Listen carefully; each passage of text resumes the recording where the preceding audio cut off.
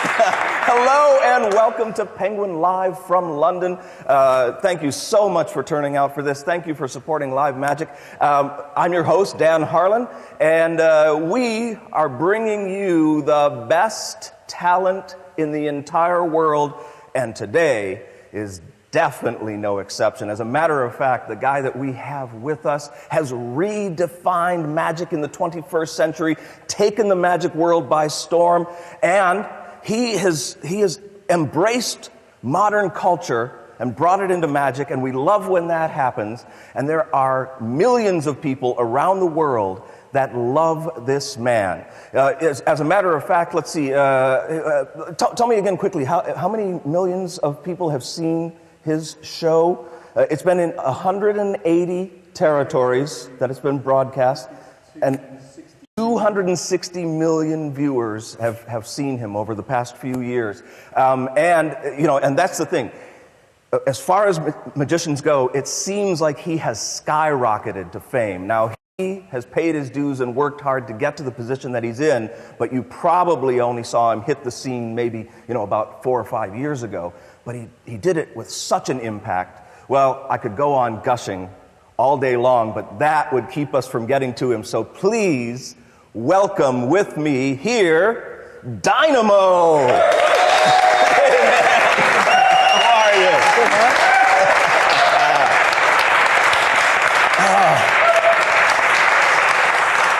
It's actually him. How are you? I'm good. That was an amazing introduction. Well, thanks. Thank you. Well, thanks. No, I am so excited by what you're doing for magic and for magicians, and you must be too. Yeah, I mean, it's the thing that I love, that everyone in this room loves more than anything. Yeah. And just don't tell my wife that. But yeah, I mean, I kind of started doing magic when I was like 8 or 9 years old. Mm-hmm. And back then, no one really thought it was very cool. Even kids at school, I kind of kept it from them. Sure. A little bit. Sure. I wasn't really. It was a little nerdy. Yeah, it's a little bit right? nerdy thing. But now to be kind of, to have been doing it for almost 20 years and have like all of the media talking about it is just crazy. Yeah, and talking about it in a way where it, like I said, it embraces modern culture, and it's really, a lot of times magicians are behind the times, and you seem to be right with it, right with what's going on now, with the music, with the appearance, your dress, your demeanor, you're up with technology, so you've really just made magic relevant in the modern world, and I think that's like the biggest impact that you've had. Don't you see that? A little bit as well? I mean, for me, I know it's weird how you say that I've made it relevant and I've kind of used these things, from popular culture. But in reality, I'm a, I might not look it, but I'm a 31-year-old, young man who I actually haven't consciously decided, I want to bring Twitter into magic. I just became a bit of a Twitter addict. I was into dance, I was into the music that we use in the TV shows. It's all things that I genuinely care about and I'm passionate about. And I think that's what makes it so relatable, because it's relatable for the fact that other people of my age group are also doing similar things. Yeah. But that's what makes your work really interesting, is that we get to see you as a real person, not as a character, not as somebody that dresses up and acts like something else. We actually get to meet you, and when you are out performing for people, you're just like you are now. You're talking to them, and you're not putting on any airs or trying to I don't know, make it more flamboyant. Yeah, I always tried to approach it. Which this is quite ironic, but I wanted to be the most honest magician there is, which obviously is kind of tricky. Sure. And that's kind of how I looked at the TV shows. I wanted people to get a real sense that there's no facade. Mm-hmm. What you see is what you get. When we're on the streets, performing, it's real, and we don't necessarily know what's going to happen, which often kind of leads us into getting the greatest results. Yeah. Do you think that because of that, magic has more of an impact because they're seeing it delivered by somebody that they already relate to as being part of the standard human culture, you know, where you're not setting yourself apart from them. Yeah. You know. I think almost when people see me, I kind of, you know, maybe not so much now, but when I first started, we came across quite unassuming, almost like you wouldn't expect what came from me as a layperson to kind of happen.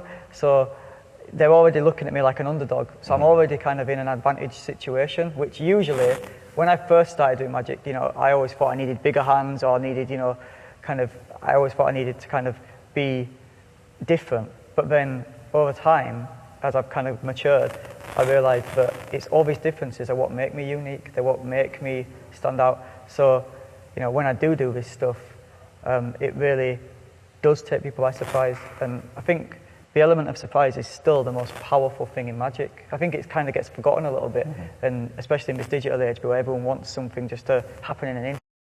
I think it's about taking someone on a journey and then throwing them a curveball, and that's the way you can take people by surprise in this day and age. Yeah.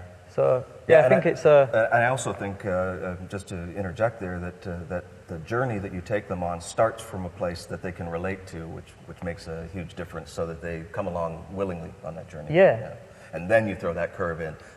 They don't expect to see this happen or experience what's happening to them.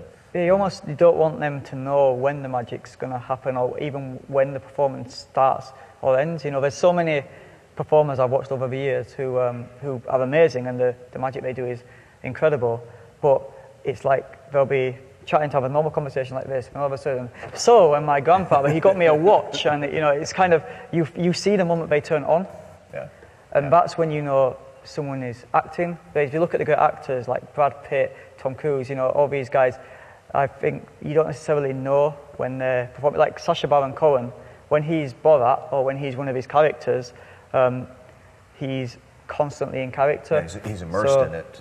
You never see him turn on.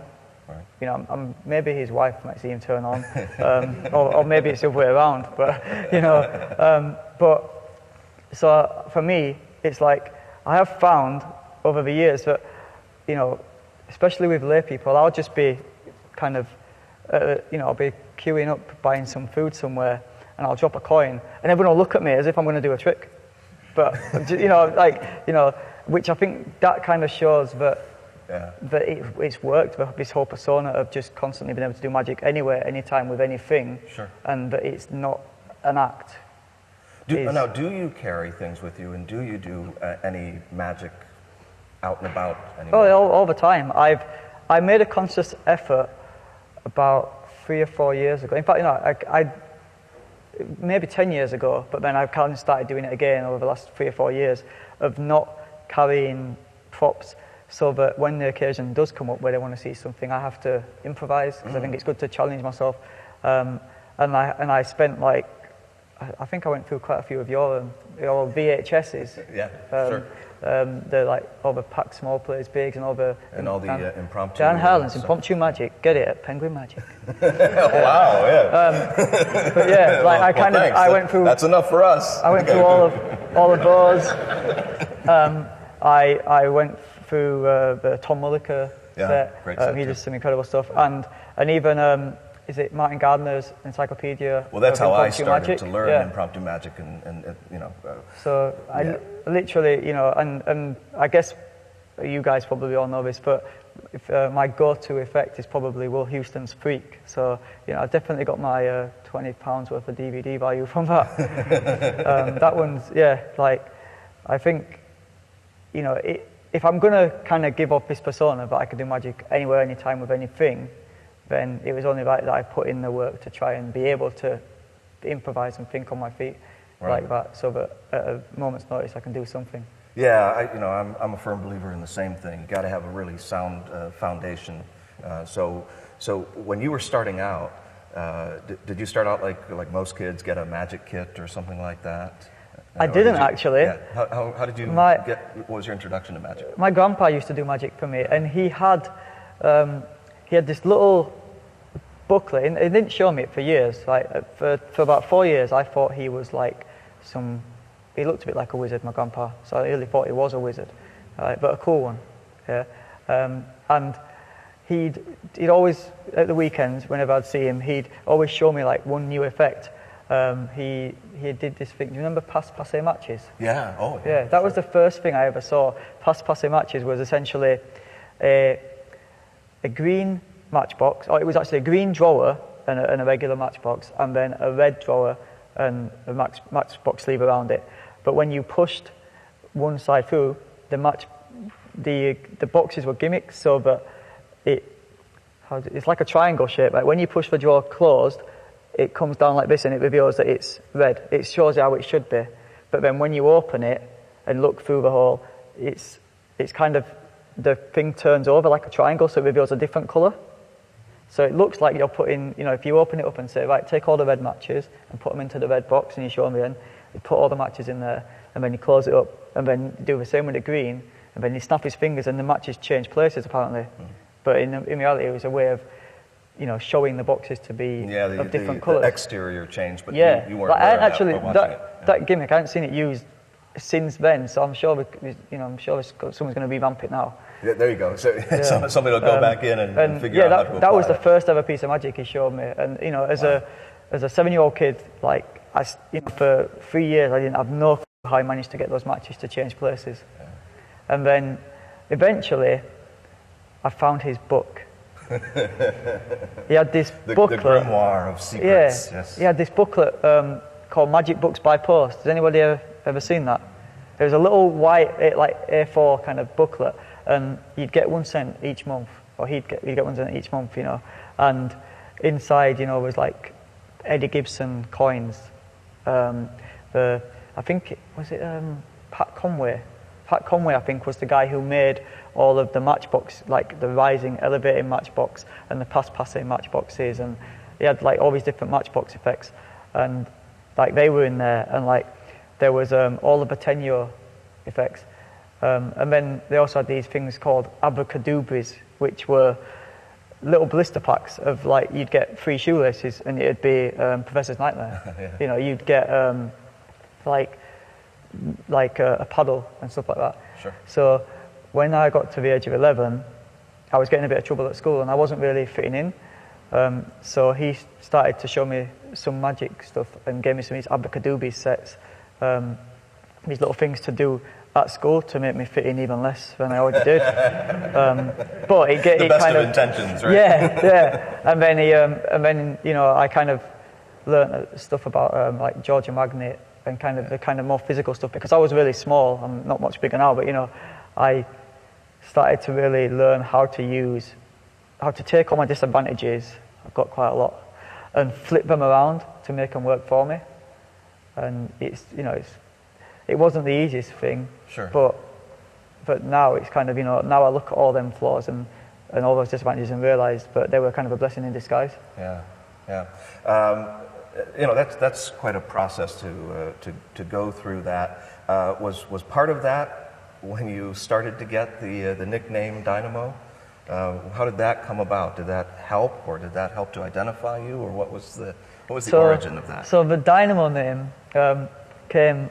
It was a little bit later on, actually. It was 2001 at the SAM IBM Combined Convention in New York at the Hilton Hotel, and I was over there. They did the Houdini Centennial, so they released a stamp. Copperfield was there to unveil it, and I remember I saw David Blaine there. He turned up on his motorbike with the helmet, with Daryl Hannah on the back, and every photo that he posed for, you had to wear his helmet, which was like, his helmet. Yeah, I could disappear my whole head in it because it was so big. Not saying David Blaine's got a big head. That's not what I'm saying. Like, but I was, my head was a lot smaller back then. I love you, David. But yeah, so I just remember that whole event. I was young. I was whatever age I was back in 2001. Yeah, I was that age, and I was really, really young and kind of ambitious and kind of relatively unknown on the magic scene. I think a few of the English magicians knew me, like Noel Quatter knew who I was, and he thought I was annoying. But then over time, he's grown to love me. And then whilst I was there, I met the Book Twins, and we had kind of similar approaches to magic. I'd kind of started creating my own flourishes, not really knowing what card industry would become. Right. They'd started doing their thing. They had their first 2 editions of nursery rhymes, which was their first lecture notes on flourishing. And then we kind of jammed, and I met Cap Casino, who was also doing flourishing. So it was like, it was kind of the beginning, I think, of the new era of card magic. And halfway through a performance there, I did a multiple selection routine, and Aaron Fisher came up to me and he was like, this kid's a dynamo. And then I didn't really know what it meant.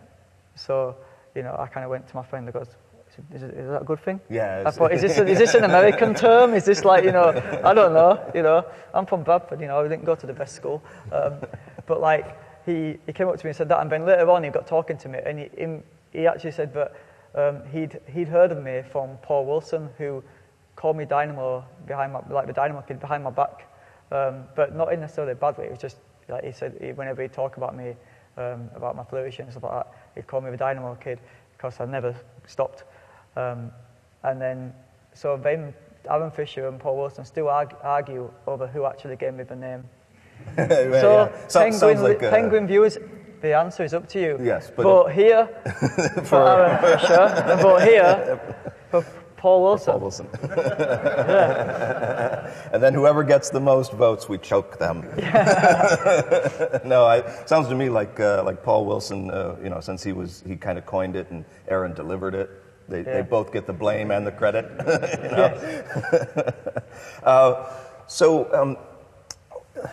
When you were developing the flourishes and all the other magic that you were learning, did you hang around with other magicians much? Before going to conventions? I mean, were there a lot of magicians in Bradford where you grew up, or is it close to anything? I don't know Bradford. Well, when I first got into it, for the first, I'd say 8 years, I didn't really know any other magicians other than my grandpa. I did join a circus called a Manningham Circus, and I would go there, and I had the intention of learning magic, and that was the only thing I knew, the only allied art that was local to the area. But I ended up learning how to use a devil stick and a Diablo and a unicycle. Yeah. Not much magic. Did you perform in this circus? Yeah. Yeah. So you were performing pretty young, but not necessarily doing magic, but you were in front of audiences. Yeah. Yeah. That's got to really have an impact, as you develop as a performer, because you seem and you are completely comfortable, when you perform, and that's a great thing. Yeah. Thank you. Inside, I'm maybe not as comfortable, but I'm doing I'm like a swan above the water, under the water. But yeah, so when I think maybe the circus skills helped a little bit. They helped me realize that I wasn't the only weird one, because there was a lot of weird people in the circus. Yeah, sure. I decided not to run away with the circus, and but instead I went to college, and my grandparents and my mum didn't really want me to. They didn't think that magic was a viable career. They didn't think the circus was a viable career, even though I'd spent all my time kind of learning all these different skills.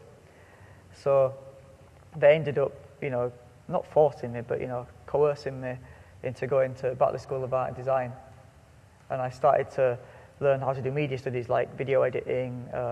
It was very early on, back when I think it was one of the first colleges to actually have like Macs where everyone could use like a. It was the old Apple Mac as well, and then I started kind of studying. But then after a year, I finished the first course, and then the next course came up, but there was no spaces on the graphic design course, so I dropped out and went to live with my nan in America, and she's basically got 19 award-winning golden retrievers. They do like pedigree chum adverts and stuff. They can do some amazing magic. Like, they're incredible. Like I could teach. Tomba was my favorite, one of my nana's dogs, and I could teach Tomba how to like almost do equivocate. Like I could make him pick the one I wanted to just from like give him a little glance, and he'll pick the card that I want. He'll take the force card. That's pretty cool. But that was so she, her and my granddad. It was a different granddad. It was my grandpa got me into magic. It was actually my great grandpa, and then my granddad in America with my nana. That was their children. So they, I travelled around America helping grooming the dogs in the day and being the dog show after party entertainer in the evening. Yeah, neat. Yeah, sure. Yeah. So you got to perform for a lot of people who were interested in dogs, but then all of a sudden a magician is there. It's got to be one of the most exciting things for them, right? Because they, no, seriously, I think a lot of performers have been in that situation where you're around people who love something, but then you surprise them with something a little different. I did actually, like, I know this might sound weird, but just from being around all the dog shows, like, it did kind of teach me things about the discipline, because they have so much discipline in order to teach those dogs, because they're so passionate about it, but they can't afford to not train the dog to do the right thing. It's a bit like when we are learning a new effect.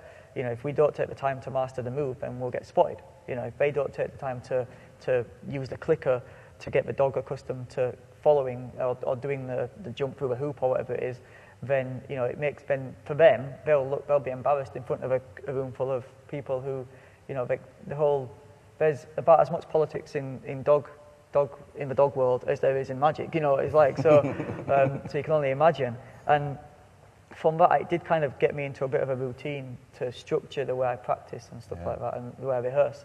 But then, not only was I doing the dog shows, but we went to so many amazing places. We went to Las Vegas, so I got to see some of the Vegas shows. We went to New Orleans, and I saw my first ever actual street performers there. Sure, yeah.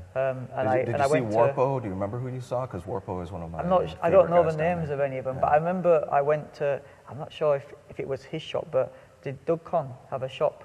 He did, yeah. Yeah, I went to the Doug Conn, his magic shop. I think Dean Dill used to be down there as well. I used to do demonstrations down there, and I got some stuff from there. And then we also, where else did I go?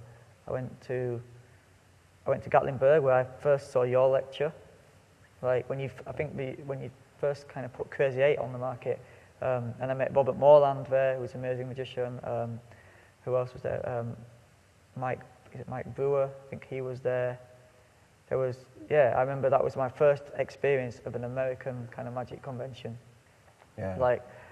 It's kind of an unusual one to be your first experience. That's a really nice convention in the mountains, in an odd little place, Pigeon Forge, just outside of Gatlinburg. Because my grandma actually lived in Memphis, in Eads, in Tennessee, so that was the closest place. There was a massive magic shop in Little Rock as well. Do you know what's it called?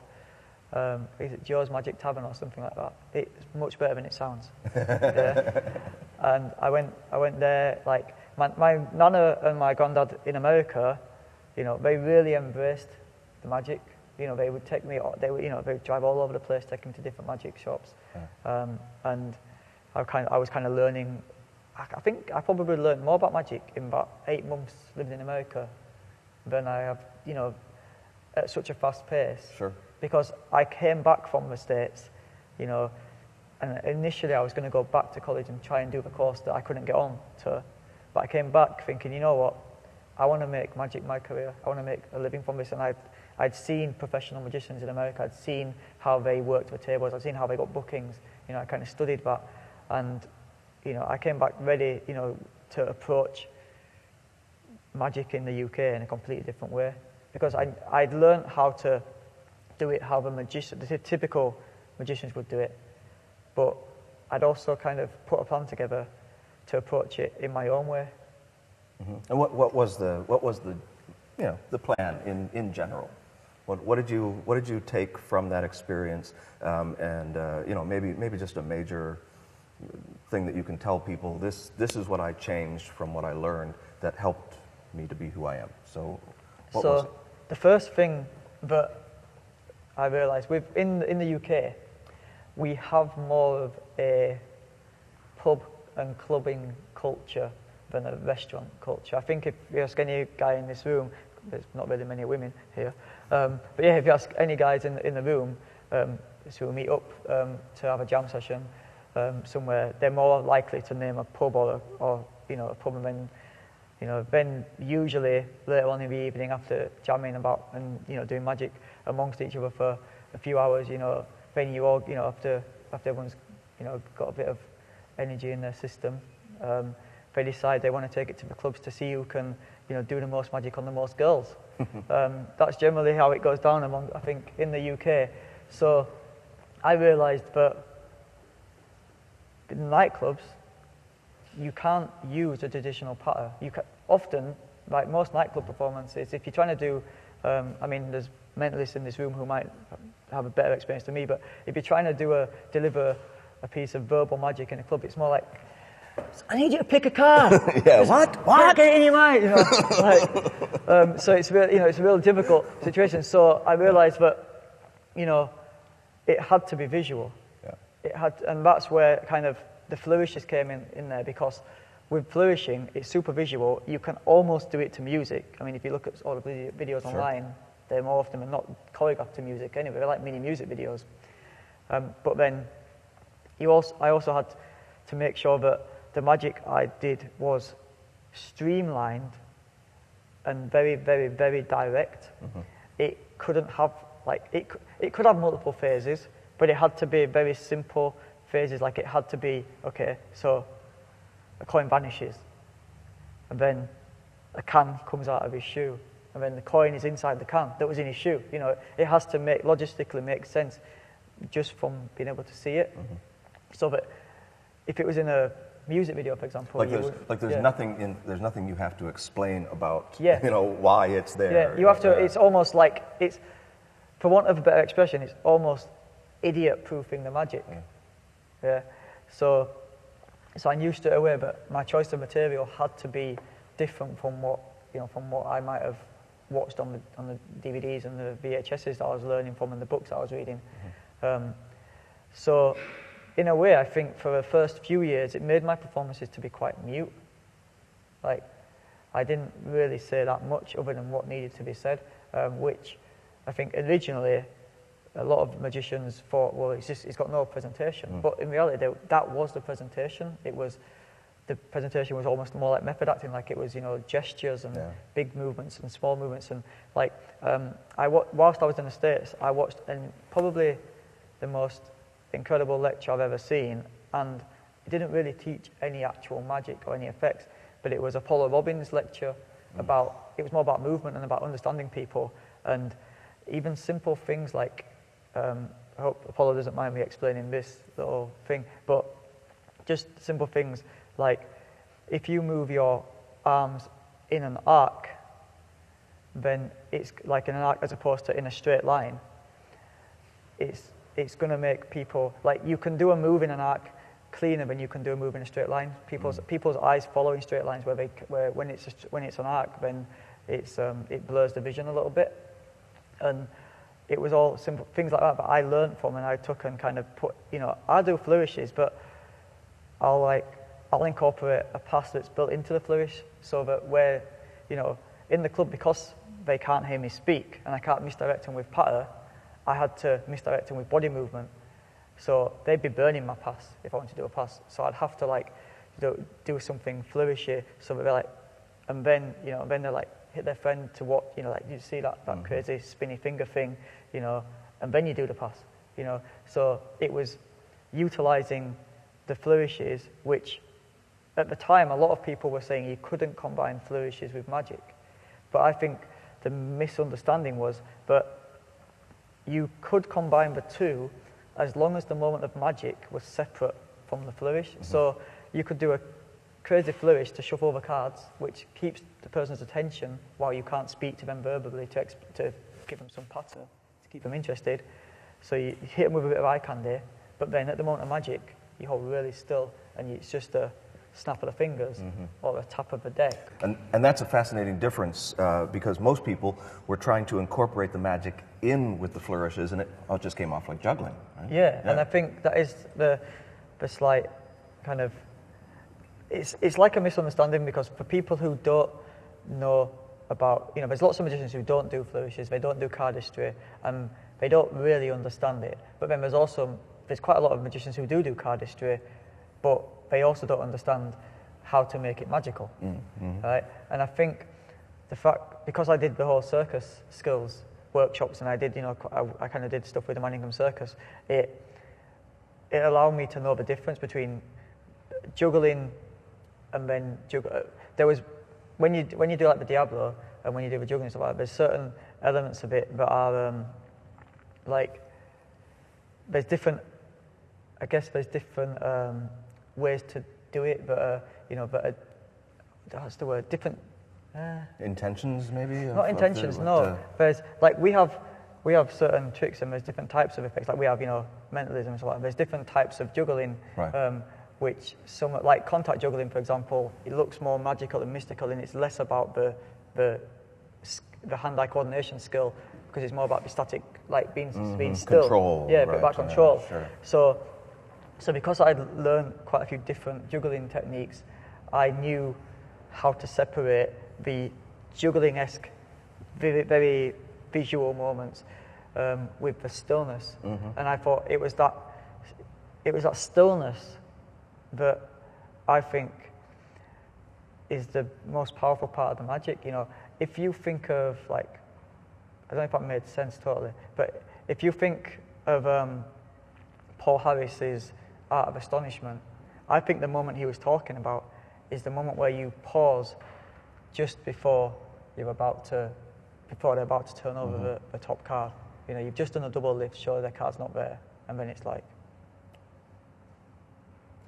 now turn it over. To all intents and purposes, you're not really doing, looks like you're not doing anything, but I think it was that realization of that moment, that how you can do all this crazy visual stuff, this larger than life kind of juggling-esque flourishes, but then you can use that to build, I guess, like an adrenaline in the spectator, so that they're like, whoa, whoa, whoa, whoa, whoa, and then all of a sudden you bring them in, and then you do something really still, and then boom, and then you've done all this crazy stuff, you put all this energy into it, they've had all this energy building up in them, and then they turn it over, and then they're allowed to explode. Yeah. So then they become, they kind of, the energy transfers to them. Yeah, it's a great process. That sounds, that advice in itself is phenomenal. In my head I understand what I'm trying to explain, but I don't know if it's totally. I think it makes perfect. It makes perfect sense. I see that you've got a big difference between attention and focus. You can get people's attention, create that energy, like you said, in them, that anticipation of the moment, and then focus in on the moment and delay it long enough so that they just have to respond. It's great. It's a great formula. I think one of the things that I believe that people are scared of is silence. Because it can make it really awkward. But it's one of the most powerful tools as any performer I think you can use. Like even in working in TV quite a lot, you get a lot of. I've worked with a lot of different directors over my years who've been also. You can tell that they're afraid of silence. They want something. They're not kind of happy, or they're not comfortable with stillness. Sure. Because they're trying to capture motion essentially. So when you're just still and static, they don't think there's enough energy in it. But you can have an amazing amount of energy in stillness if you know how to use it correctly. And I just think it's a really powerful thing. I think, some people, I think a rival magician from another internet website whose first name is Brad, and he's a bit like Brad with a bit of a religious themed surname. Okay. He without promoting a rival company, I believe he fully understands that moment, because I, like probably many people, did buy some of the early stuff off that website, and when Blaine's shows first came out, and there was a lot of stuff off the back of that, and he was one person who was really trying to teach about like letting the magic breathe. I think I have to give him a little bit of credit for my, my viewing of that kind of perspective, because all of the other DVDs and all of the VHSs and the books I was learning from, none of them really explained that. I don't think it's something you can really learn from a book per se, or unless you have to learn it from physically performing. And when he said that, when he was talking about slowing it down, I was finally like, wow, this is some guy who's a professional, who's performing in the real world, who really gets it. Mm-hmm. And then it's something that I know a lot of magicians over the years who don't quite understand my thinking have said, oh, well, he's got no presentation, he doesn't say anything, when he's about to do the magic, he doesn't, there's no patter. But I think if you really could do magic, right, you walked up to somebody in the street, you wouldn't have to give them a life story about what you're doing. It would be like, oh, this is a pen, that's vanished, sort of thing. Yeah, Broke my favorite. No. but now I won't be able to check off. I'm lost without it. And yeah, and you wouldn't, if you really could do this stuff, you wouldn't have to explain it to them. So, that's why I usually just walk off, so I don't have to explain it to them. Yeah, well, we did, but that's the thing. We had, of course, we asked for questions, that people wanted to know, that other magicians wanted to know, and one of them was about that. They were asking why, at the end of something, when somebody's experiencing the magic, why do you walk away? There's a few actually, and sorry, I want to slightly go back sure, on myself on the last thing, because I did have a good point before I threw the pen. Right? What I was trying to explain was that when I was watching a lot of magic shows early on, I noticed that a lot of people were the whole trend of comedy magicians had kind of started. Yeah. And for me, all I could see was that these magicians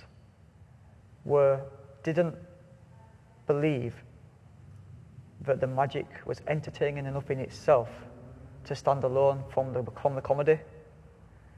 I think that was quite a big thing that happened in magic in general, because magic, it had its time on TV and then it kind of disappeared, and comedy became the big thing. That's what it was. Now you've got singing, you've got like X Factor and all these like music shows. Sure. And I think it made us as magicians lose confidence in the art form. That I know, because we learn this stuff and we think like I keep saying double lift, like as in an ambitious card sequence, for example.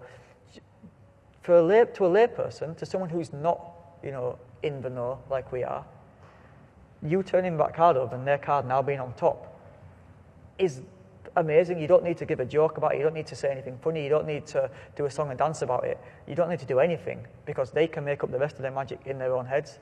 And for me, magic is an emotion. It's a feeling that they get when you perform, and they feel that moment of magic, that moment of astonishment.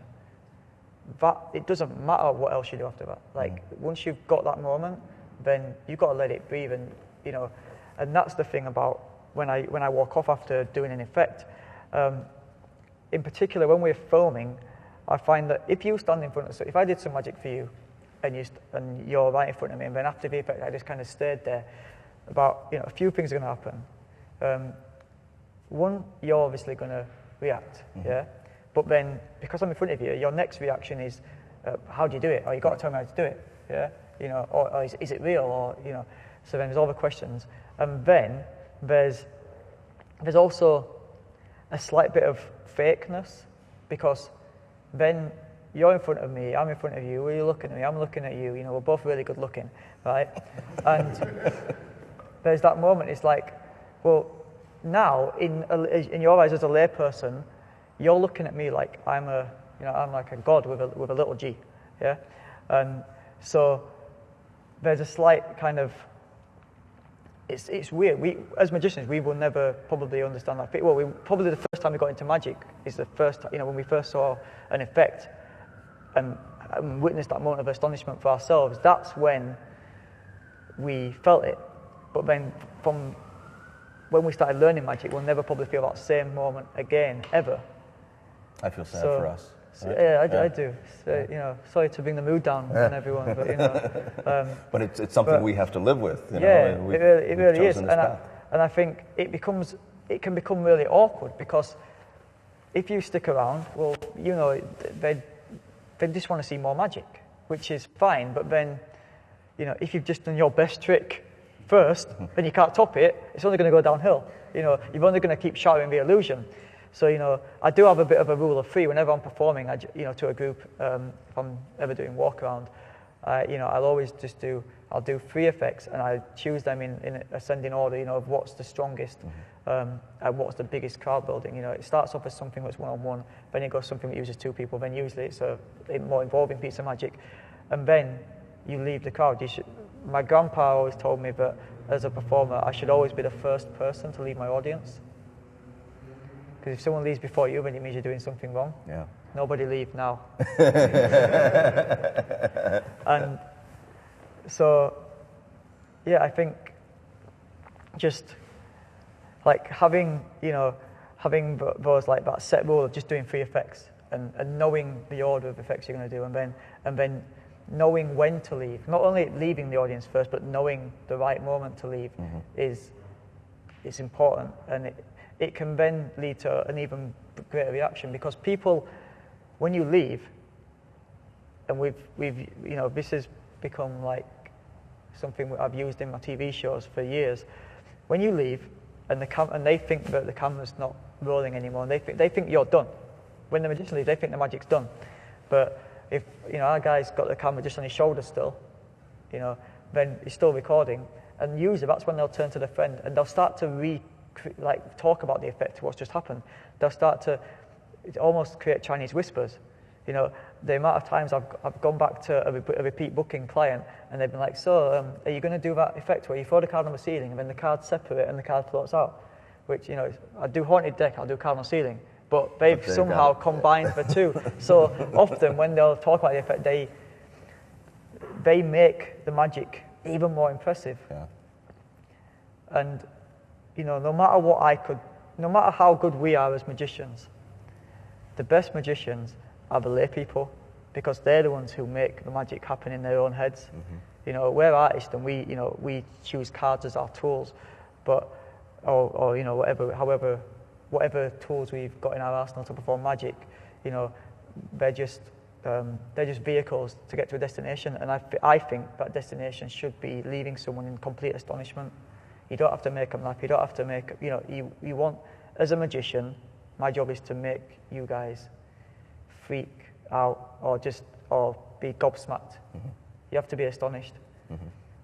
Yeah. Now, do you feel that the modern brand of television has helped that along? Because, like you said, there was this time period, and it invaded all media, where comedy was king. You know, it was the biggest thing going. There were comedy clubs all over the U.S. and all over the world, and you know, and I of course was guilty of it as well, just feeding into it. To get those bookings, you had to put funny first. You know. But the times have certainly changed, and now people are much more interested in things that are real, in experiencing something that, it's quote unquote real. It's something that is outside of their own reality, but it's a reality for who they're watching, you know? Yeah. So do you think that made a big difference in being able to bring that kind of astonishment to television? I think over the last kind of, you know, 12, 15 years, magic has made more of a resurgence, and I think there's quite a, you know, you've got, like, you know, if you look at David Blaine's shows, they were more along the kind of astonishment. There was no, I don't think there was much comedy in Blaine's shows, other than just natural moments that happen, you know, more from the reactions. So I think that it's definitely taken a shift to be more about the magic and more about an experience that we can't explain properly, you know. And it's not to say that I don't think comedy and all these other elements are, you know, are usable in magic. I use comedy quite a lot, but I think there's a difference between, like telling a joke than showing charisma. I just think that there was a big time when people don't see magic as, they don't believe in the magic to be entertainment within itself. And over the last kind of 5 years of making my TV shows, when I'm performing live, I often do crack a joke and stuff like that. Sure. I do try and, pick the moments, the usual stuff, hold out your hair, not that one, the clean one, all the stupid jokes. But then You don't still actually do that one, do you? no, not to stop doing that one. Yeah. I only do it if their hand is dirty. And then so like, there's always kind of part jokes and stuff, but I still we'll use occasionally. But like when it came to the TV shows, I made a conscious effort to not try and be a comedian, not try and be a presenter. I actually I chose not to do any pieces to camera. Any, like a lot of TV shows, especially a lot of the like MTV generation shows, like Punk'd and stuff. You have Ashton Kutcher, essentially doing all the dialogue directly to the camera, like I'm doing right now, and being very kind of in your face. Yeah. But I realised that I wanted the camera to feel like a spectator, to feel like that they're just, they're following me around, but but we're not making a TV show. But it just literally, it's like a documentary almost, which makes it more real. Yeah. It makes it more real, but not like, in this day and age, there's so many fake reality TV shows, you all know which ones I'm talking about. I don't really need to mention any names on any of them, but, so it's too overproduced. Whereas I think you can tell when you watch something if it's real, if it's a real documentation of it, and it's really about stripping it back, and then letting the moments of comedy in my show generally come from the spectators reacting and doing something crazy. When you see Pharrell Williams, one of the coolest guys on the planet, run away screaming like a little girl, that's something you don't expect to see. But that's situational comedy, which if you probably have tricks in your arsenal, but will get a comedy effect reaction. Sure. If I'm going to do French Kiss, Wade Houchin's amazing routine, then I know that that it's going to create that awkward moment where you almost kiss the girl, and it creates a framing, a moment where people remember that moment, and it's about, especially with TV, it's about creating moments that fit into a little box. That's what you've got to remember. I think a lot of people don't realise that, when we're making a TV show, you're not just performing to the people that you meet up close and personal. You can't do the normal stuff that you would do in a walk-on situation. You have to pick the material that's going to see the wider audience, and in reality, the audience is the ones that are going to watch it at home on television, because you can then bring a close-up effect to 260 million people. Right. Yeah. But the thing about the camera is the camera doesn't blink, the camera doesn't follow misdirection. So your material has to be foolproof in a different sense. You can't use the same kind of methods that you would normally use. You couldn't really, you can't really do a pass on TV, without having, you have to almost, direct the camera. But if I'm not speaking to camera, then I can't direct the camera. Yeah. So right. I'd almost cut myself off from using that kind of discipline. So it was more about, combining mime and kind of, body movement to work to my advantage. So I don't know if, has anyone got a deck of cards? I happen to have one right here. I was hoping you'd ask. There you go. So like, let's come in. So early on, I learned I was doing like mime and body popping and stuff like that. And one of my kind of dance coaches, a guy called Dennis John, he kind of jokingly said, "Oh, it'd be cool if you kind of did almost like the, you know, the kind of the glide whilst doing the flourishes," and I kind of took that and kind of ran with it, and realised that for me it works. Obviously, you know, it opened up a lot of doors, and it kind of, you know, it was also, I could use it as misdirection. So and it made it bigger than just your hands. Yeah. You know, right? Yeah. Yeah. So you want to show us? So like, a little difference? Yeah. Cool.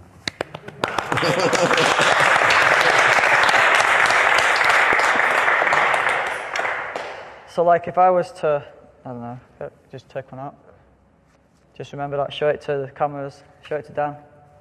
May I? Thank you. So I was to just pop it right there, about halfway down, and kind of, you know, give it a Dynamo shuffle.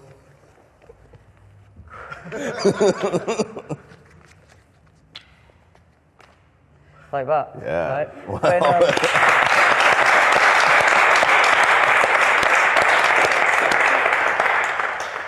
Then, even though I've done a pass, I've gone straight into something else, which even if a layperson, you know, and sometimes they do, spot kind of what, they don't know what the pass is, but they might know what, you know, spot something that looks suspicious. Right. Because I've incorporated into the dance, then it just looks like another part of the dance kind of routine, and, you know, I've controlled the card to the top, which is, you know, which is what we need as magicians, you know, to continue our routine. And then it also made me think about, you know, using the kind of the body movements to reveal the cards.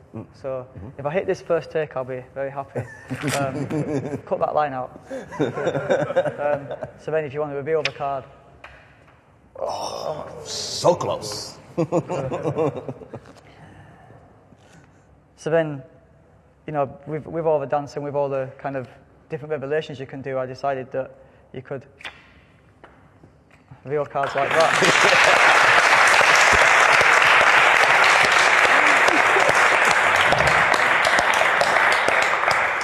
So you were talking earlier about the discipline of practicing. You know, how can you estimate how many hours you spent with that? I mean, I've been asked a question similar to this before, and I always go back to Malcolm Gladwell's kind of theories on this, and he believes to master anything you have to put in 10,000 hours. And I think I've probably done about 999,000. No, I'm almost there. But yeah, it's an ongoing process. I think, you know, I'm still a student of this. You know, there's magicians in this room who know far more about magic than I ever will, and you know, I'm just kind of honoured to be in the place I kind of am, and have, you know, so many amazing friends in the magic world who kind of impart knowledge to me, and, you know, and I try and absorb as much as possible. Stuff like the kick up card there, I know, you know, it's got to the point where when I first started, you know, I could never catch the card, you know, but now it's like, you know, 1 in 3, you know, I'll hit it.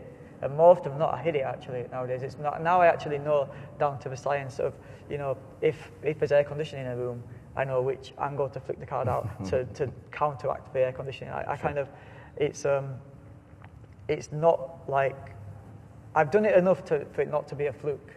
Right. You know, and I've done it enough consistently in high pressure environments to, you know, to be confident with it.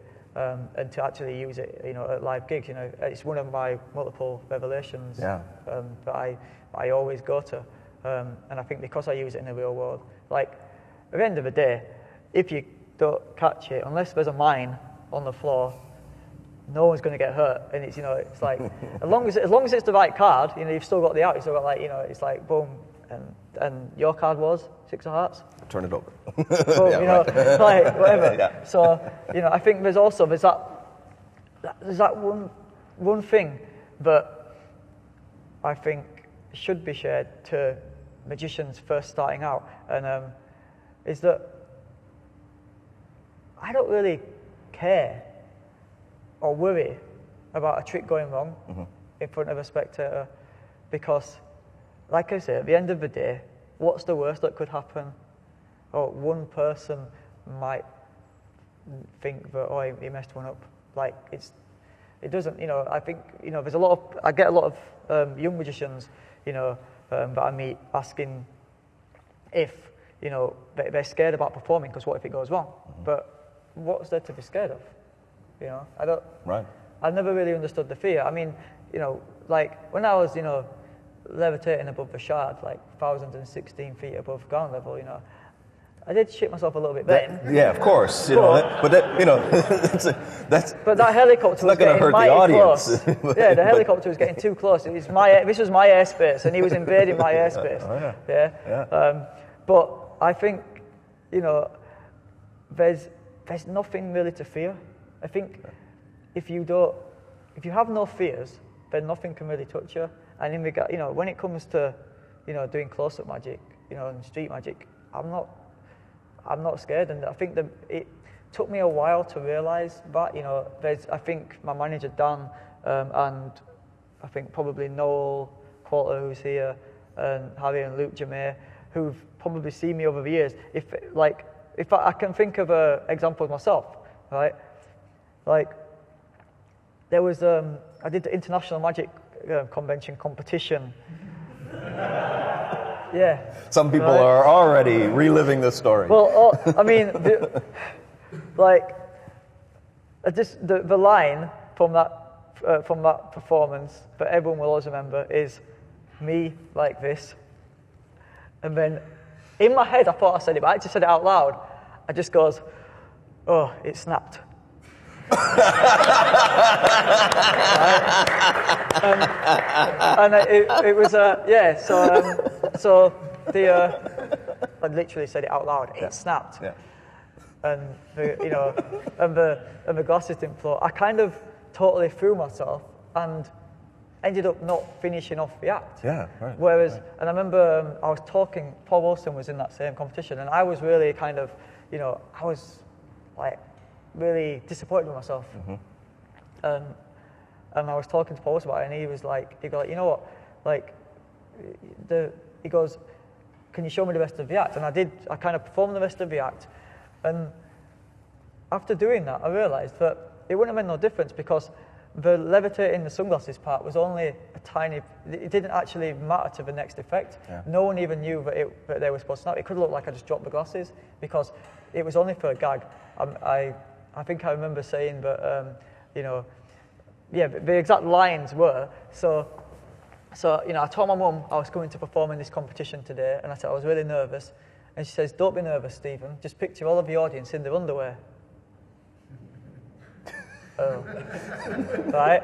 And I goes, "But there's a bigger room than I'm used to working with, so I got some special sunglasses that allow me the X-ray vision glasses.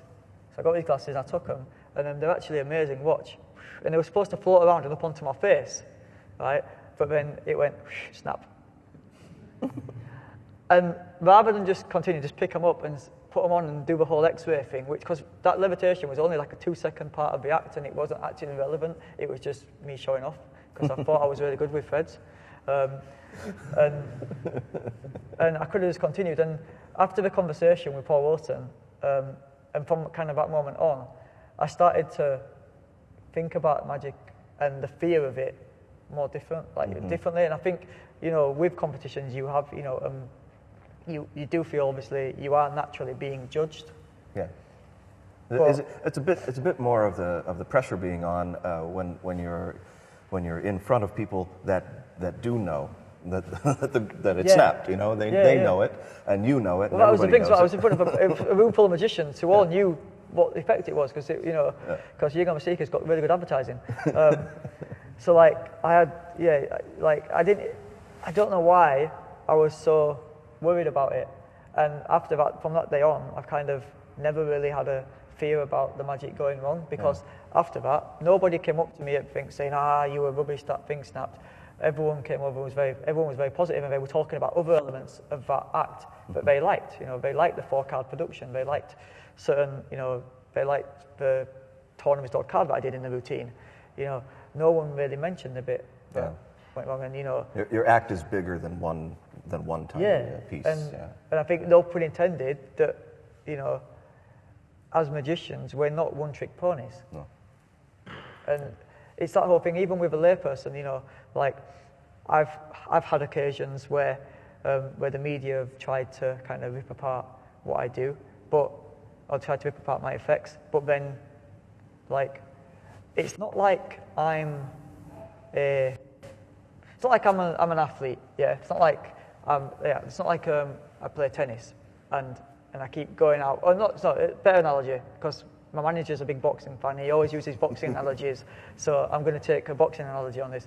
It's not like I'm, you know, a Floyd Mayweather boxer who's like saying, right, I'm going to knock you out. I'm going to do it in the 4th round. You know, you're not going to walk again. Blah blah blah blah. You know, all the kind of hype, and then I do something and it falls flat and I get knocked out. It's never going to be that situation. Yeah. In that case, that's a win or lose, and magic isn't about winning or losing. It's not magic's not a competitive sport.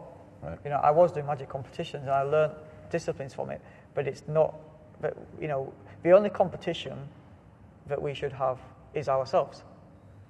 You know, we should obviously strive to be as good as we possibly can be, but our expectations should be so high that there shouldn't be a layperson out there that will have expectations anywhere near the height that we have.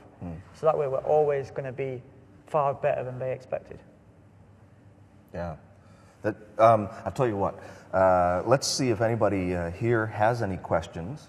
If you have some questions here, we will take them from the audience live at this time. Does anybody have anything that they want to ask Dynamo?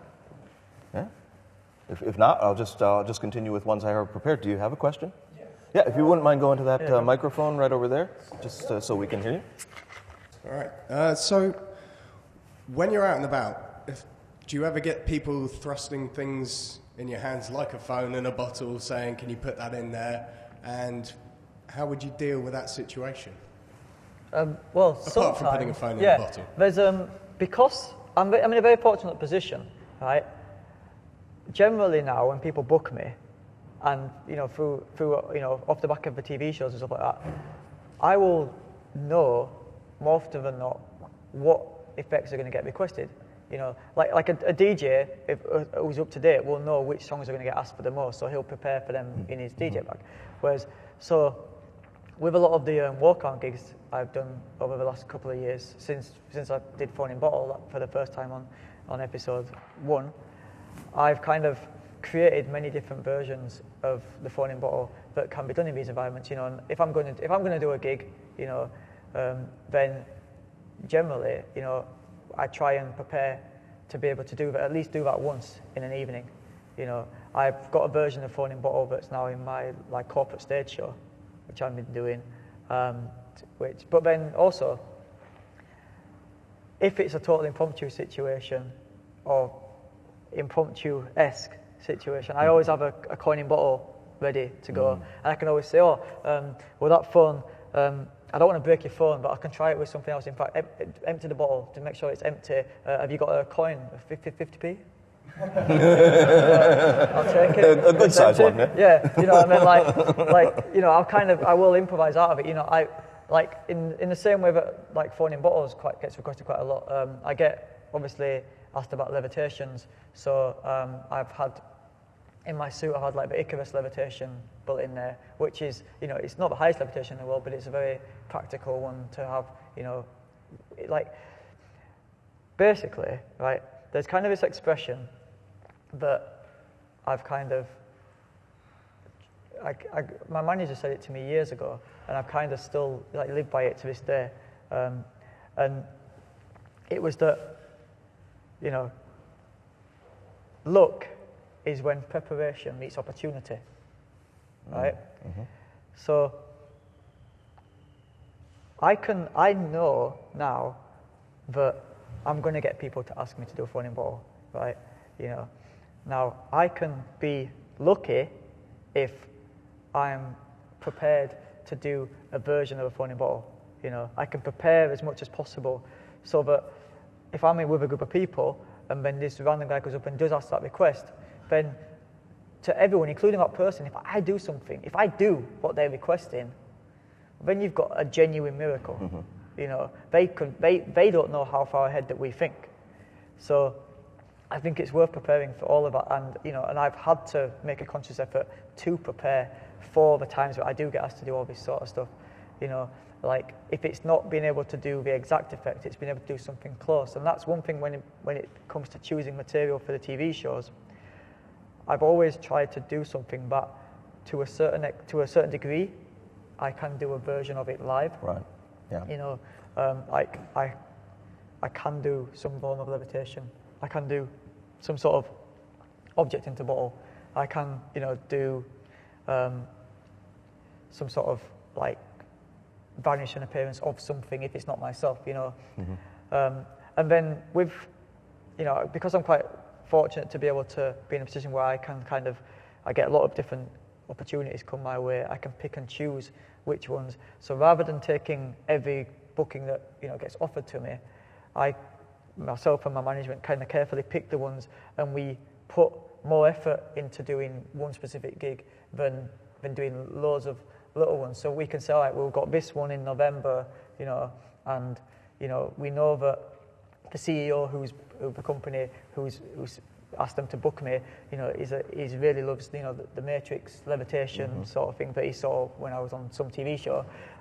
So we can kind of factor that in to the evening.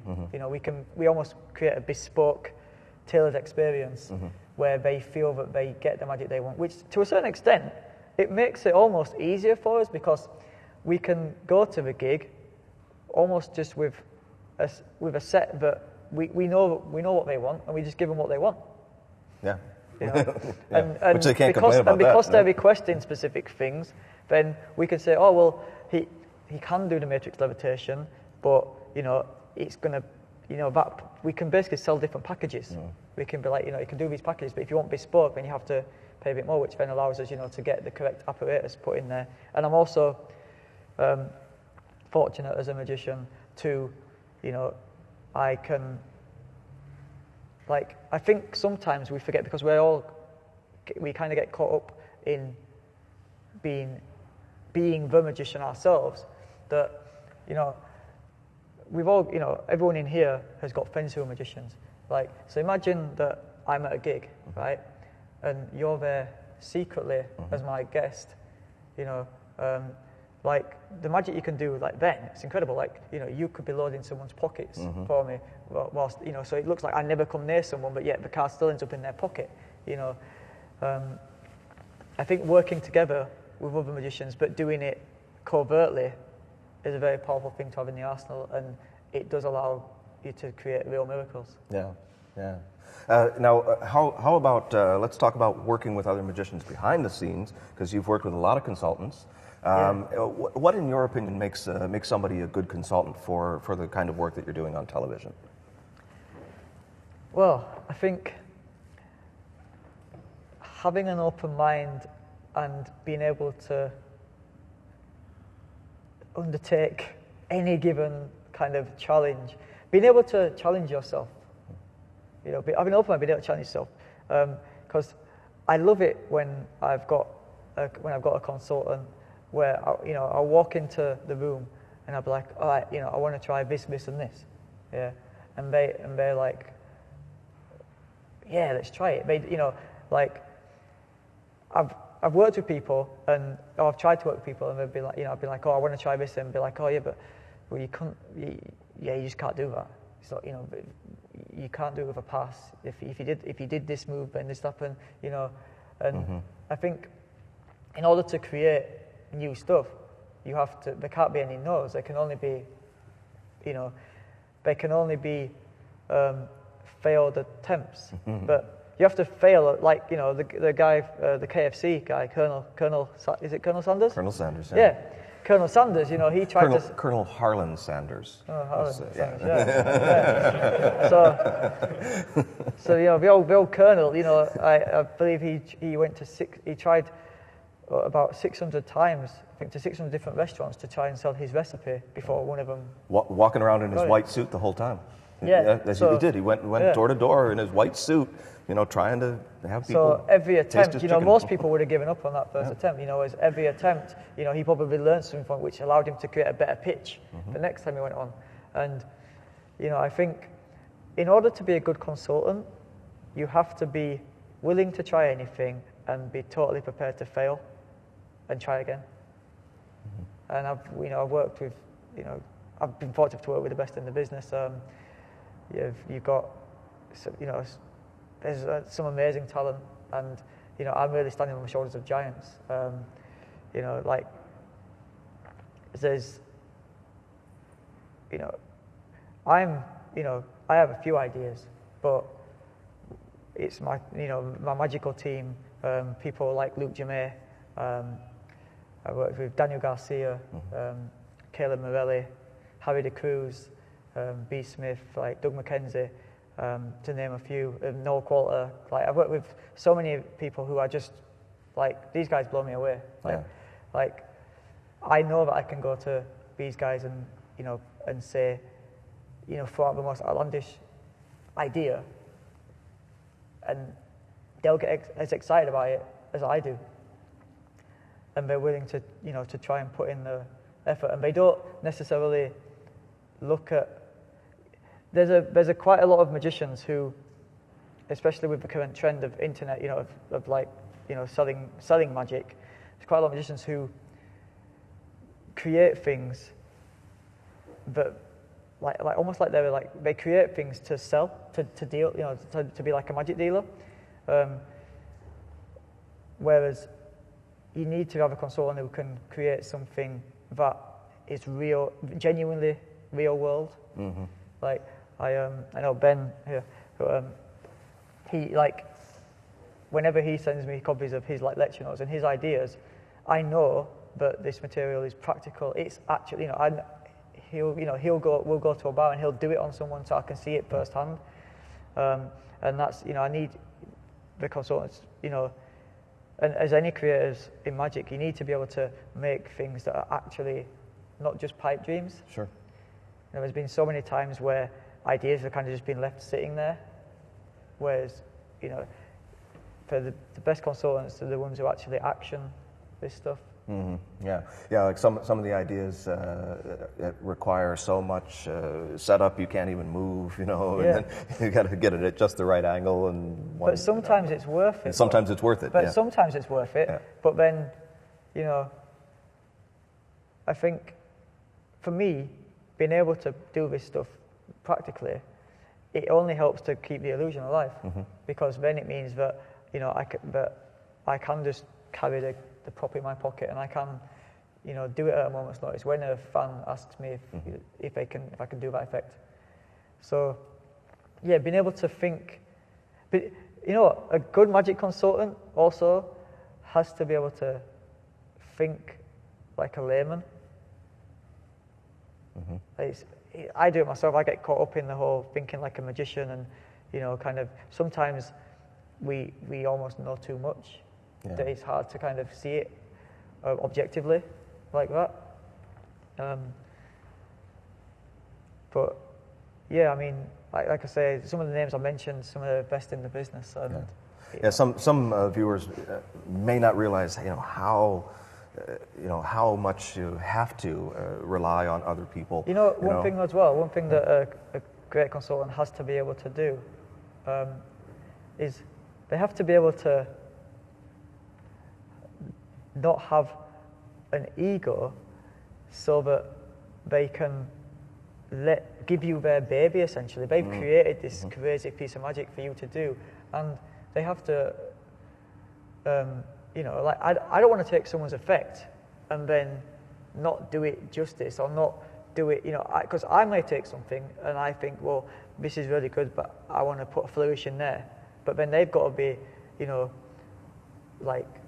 be able to let me do that, and be kind of free with it. I don't know if is this making sense? Oh, absolutely. They've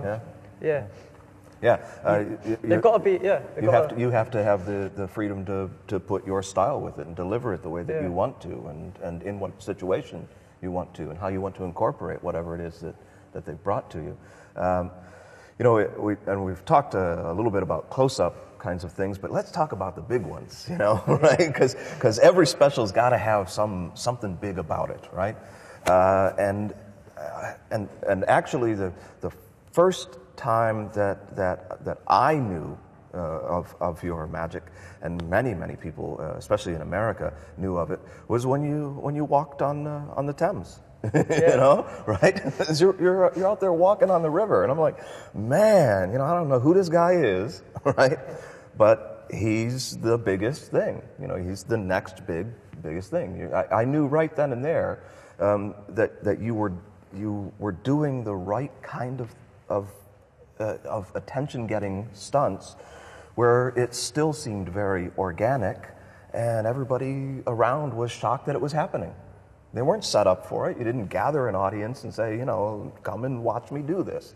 No, the audience gathers because there's a guy walking on the river. Yeah, it's organic. You know? We have, like, Right. and that was, so when it came to, you know, kind of doing the kind of bigger stuff, like that was, you know, when I decided that the YouTube kind of, you know, YouTube videos were getting lots of views, and I was getting attention from TV companies, and I realized that I kind of had to find something to put me over that tipping point that I kind of, you know, puts me on the map, you know. I realized that the way that traditionally it was done, like these big stunts, if you look at Houdini and you look at, you know, Blaine and even David Berglass, you know, look at some of these performers and the way they've done their stunts back in the day, they would advertise that they're going to do the most crazy thing, they're going to put their life on the line, they're going to, you know, they're going to do these incredible stunts. Then people come out and they watch it, and if they fail, well then it's career done. But if they succeeded, well, it's like amazing, but then you've just done what you've told us you're going to do. Sure. So, like, okay, cool. Whereas, if you don't tell anybody you're going to do something, and then you do it, it can be 10 times more powerful. And if you do something like to the level that I have over the last few years, like, you know, when I walked across the River Thames, I knew that first off, it was for the Magician Impossible, the first series. It's an idea that I'd had for quite many years, you know, and I finally got a TV channel support and, you know, and the budgets and everything else I needed in order to attempt something so, like, big. And I knew that for a magic TV show, in the audience perception, to be viewed as real, it needed, everything I did, it needed to hit somewhere first that was believable. And the one thing that we all believe, yeah, is the news. Yeah? That's how it looks. But generally, the general public, you know, might not necessarily always agree with what the news is, we're told is happening, but, you know, people believe the news. We believe what we read in the newspapers. We believe in all these different avenues that tell us about factual stuff.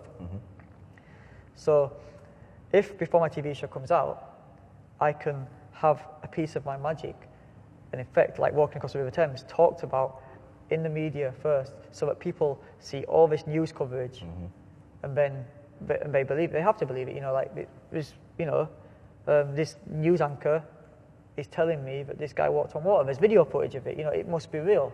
Yeah. So it's not for a TV show or anything. But then 4 months later, the TV show comes out. Right. And it's like, first you've got all this advertising, which makes it real.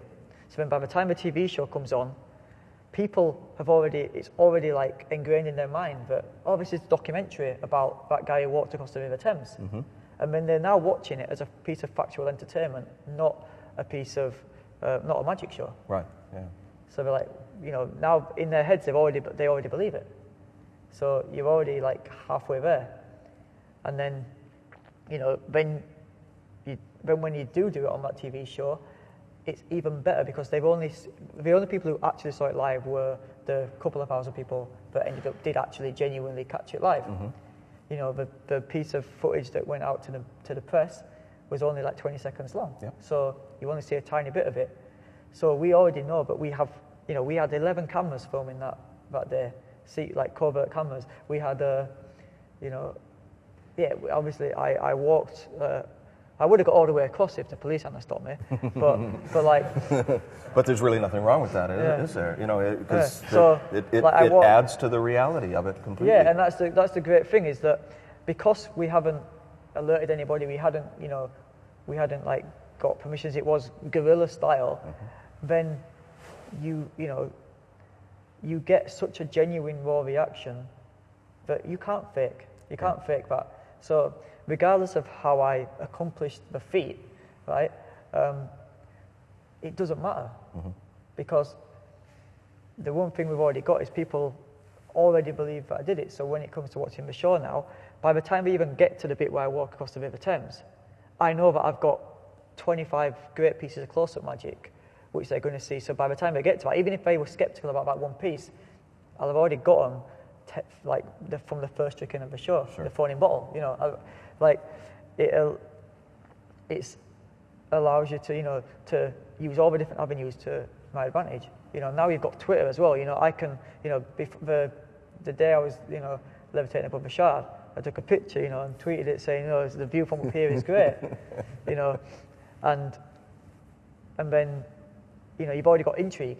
Then you put a little video out, you know, then the pictures start coming out there, and I mean, even getting the negative press, which, you know, some of you, all of you saw, the negative press, you know, like, that was probably the best thing that happened in regards to marketing for the final series. Yeah, well, I didn't see it. What, if you don't mind sharing, what did the press have to say? Well, there was loads of amazing pictures out, and then there was one doctored image that someone put out to a newspaper, and then they were claiming that, you know, they could see methods of how I could accomplish what I did. Right. But because of that photo, right, it ended up getting. I ended up in the papers and then on the news about the effect for like 15 days straight, every single day. Whereas if you think, when I did Walking Across the River Thames, I was in the papers for 3 days straight, and that was, you know, there was no negative press about that whatsoever.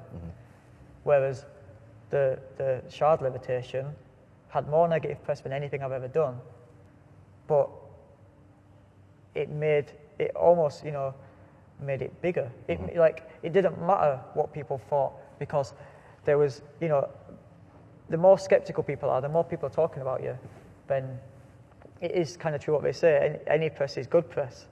You know, it's when they're not talking about you where you've got to worry about it. Yeah. Is that how you feel about the deconstructionists, you know, everybody that is only concerned about trying to figure out how you did anything? You know, do you feel that is also good for you? I think I'm at a level that it doesn't really affect me. If anything, it is good for me, yeah. Because there's two types of people who watch magic. There's people who want to watch it and just be entertained by it, and there's people who want to watch it and they want to deconstruct it. I think everyone in this room is of the latter. You know, we want to, you know, I'm not being funny, but I'm probably the you know, out of all my friends, if I hear The Masked Magician's on TV, I'm actually the first person to want to watch it, you know, because I'm into magic. And I think, you know, when I watch those shows and I'm kind of, you know, I enjoy them. I don't think, this guy's ruining magic, you know. If anything, it's making us work harder. You know, we have to come up with new methods. We have to create new pieces of magic to do. You know, obviously the guy behind the mask is selling his soul a little bit, and he, you know, like, I don't believe in that side of it, but I think it is, in a way, ironically, it is only keeping the magic alive. You know, you've got to have people talking about it. Look at some of the biggest stars in the world. Rihanna probably has more negative stories written about her than anyone, but she's the biggest artist in the world, probably. Like Lady Gaga, you read about her wearing a meat outfit, and you read about it for weeks. People know about it in this room, but I don't think any of us here listen to Lady Gaga.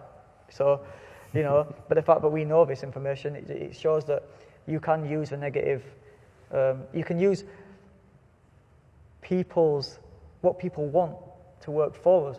We want to read negative stories, we want to watch car crash television. Mm-hmm. So, with when that negative stuff happened for myself, I kind of it was perfect, and I ran with it. And I was, everyone probably thought, oh, Dee must be at home crying, because all these people are talking about him. And then, on the contrary, I was at home reading along the tweets and kind of laughing. I think this is perfect. This is amazing. Yeah. And so I think, it's another one of those things about, it only reaffirms what I was talking about, fear and magic, earlier on, and how I kind of, if I don't, for me personally, if I don't let it matter, then it doesn't matter. Mm-hmm. It only becomes a thing if I make it a thing. There were so many people talking about that then, but I didn't say a word. I put out one video, and everything else was purely speculation. So as long as I never break my silence, as long as I stand my ground, then no one can ever hold anything against me. Yeah, right.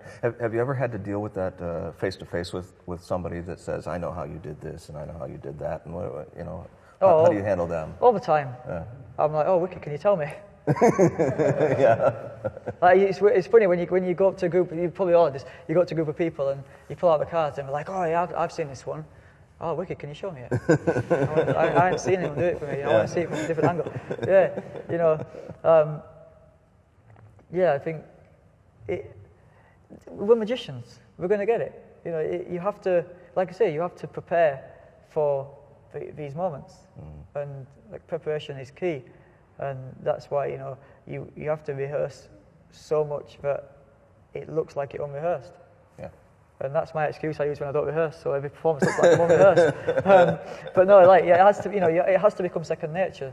That's why I think I personally try and perform as much as I would as a normal person. I don't want to. That's why I don't want to have a persona when I perform, right. Because that way everything should look natural. And I think Di Vernon says it has to be natural. Like every move, everything you do, it shouldn't feel like you're doing anything strange. And then that's why I've managed to. The way I look at the flourishing is they are very unnatural moves, but if you present them in such a way that it makes me as a performer seem extraordinary to the ordinary person. Mm-hmm. And you can do it in such a way that it's not coming across as skill. Because I do believe what Vernon says about, and other magicians, what they say about, that you shouldn't show the skill as a magician because you should seem like you do nothing when the magic happens. But that's why you have to kind of have that divide and use the skill as another part of your amazing, of this, it's another part of the art that I'm performing. I don't say, hey, I'm, a magician. I only, I don't like on my website. It doesn't say Dynamo, magician, comedian, juggler, actor. Some magicians' websites do say that. Change them.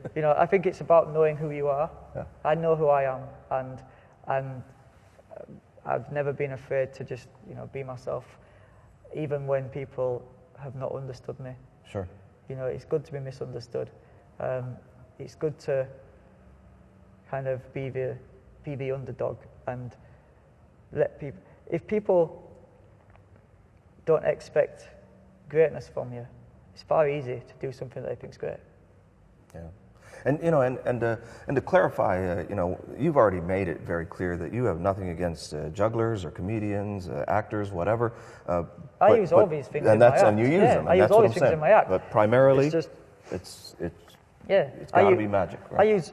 I use elements from everything that I like. You know, music, dance, driving. You know, everything I love, I take it and I put it into magic. It's just the thing I really try and do is know when to do the right things at the right times. You know, I don't want to step on the magic with any of these other things. I don't want to step on the dance. But imagine if I can combine the two in a way that fits seamlessly, then I'll do it. But I think because I feel that I know what my persona, even though I don't perform like I've got a persona, because I know who I am, then I know I've learned over the years what works for me. It doesn't necessarily work for everybody else, but that's why we're all different. That's why you're interviewing me today, and you're interviewing other magicians over the next few days, and we're all going to give completely different, you know, answers to your questions. Even if you asked us the same questions, we'd get different answers. So, you know, I think you can't be afraid to be unique. You know, you've got to be odd to be number one, technically. And that's not saying I'm number one, but like you have to, you know, I read that statement recently, and it kind of it resonates, huh? Yeah. Let's check to see if we have any questions from the audience. We do over here. We'll start over here. We got quite a few, as a matter of fact. So you've done 4 series. So that's a lot of material. What material, percentage-wise, would you take and use now and in the future?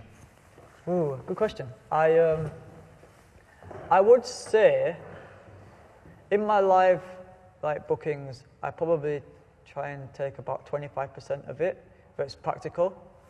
And then in the future, I'm going on tour next year, so I'm doing the big theatre stuff. So I want to, you know, I'm going to actually go through the list of every piece of material that we've ever done and try and bring as much of that to life on stage as possible. So, you know, there's some things that will never get done again. You know, I don't really know how I will be able to bring the River Thames onto the stage, but if I can take some element of that type of effect and bring it on stage, then I will do. You know, but yeah, I'd say a good 25% is always practical, but I try and, you know, take elements of all of it. Yeah. As a quick adjunct to that, I just am curious if there's material that you feel you would choose for stage that wouldn't be right for television. You know, is there anything that you feel is more appropriate for a live theater performance that you couldn't do on TV? Well, there's one effect. You might have heard of it called cartoon. Oh yeah. Oh no. Okay, and and I've been doing that quite a lot. Cool. On stage at every corporate, and I'm not joking. Like, I could go up on stage and do the most difficult effect you could think of. Yeah. The cartoon will get a better reaction. It's amazing. Like, I do, but I would never, you know, I would never have thought to do it on TV because it, with all due respect, it would have been a little bit too cheesy type of effect to fit the style of my TV show. The style that you're doing there, yeah, right. But you know, wherever possible, that is one of my go-to stage little stand-up pieces. You know, if you've got a big screen and you project it onto the screen, it's phenomenal. Yeah. And you know, until recently, I had never done it that way either. But I did it. You know, I always did it just close up, and then recently I started doing projection.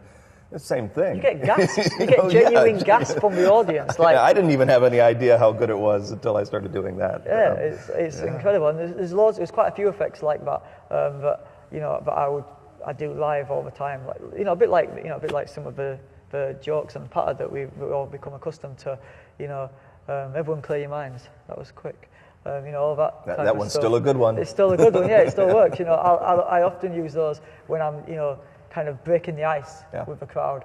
But I would never, you know, I've had to consciously stop myself from saying those things when I'm performing on TV. Yeah.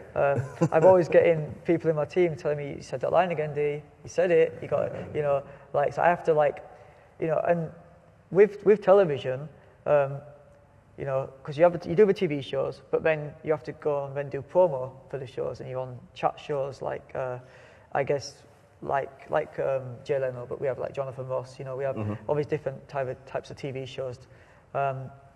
And they essentially, you know that they're going to ask you the same questions pretty much, but I have to like consciously make an effort to write different answers to the same question, but still giving the same answer, but said differently. Sure. So, but it feels fresh and original without, you know, like there was a time where every single effect, I said this line which I stole from Steve Bedwell. I hadn't seen him in the Magic World in a long time, so I think I can get away with it. But he was amazing. I don't know if you ever saw Steve Bedwell. Oh yeah, before. He was absolutely. incredible. Yeah. And he had this line which is, is that fair? Because I don't want you to think I'm cheating. I am. I just don't want you to think I am. You know. And I remember Dan, my manager, had to come up to me and like almost like drill it into me. Like every trick you performed today, what we've been filming, you've used that line. You've said that joke. And we're going to have to keep cutting around it in the edit. Like if you use it once, it's fine, but you've filmed 5 different effects today, and you can't use the same joke at everyone because it's supposed to seem like organic, and it's supposed to seem, you know, like. So I've had to like, you know, I was working with Rico De La Vega on series 3, and he, you know, me and him, we spent the whole evening coming up with different ways to answer the question, you know. How do you do it? Yeah. You know, he's got loads of them, like, you know, stuff like, oh, so how do you do that? Oh, it's just wizardry and sorcery. Oh, you know, how do you do it? Oh, I bought a book from Sainsbury's. You know, how do you do it? My mum taught me. How do you, yeah, like, you know, it's like we just literally would sit, like, we'd give ourselves. I'll give you mine. Yeah. You know. How do you do it? I don't know. I'm just as surprised as you. Yeah, see, right? Yeah, you know, like it's.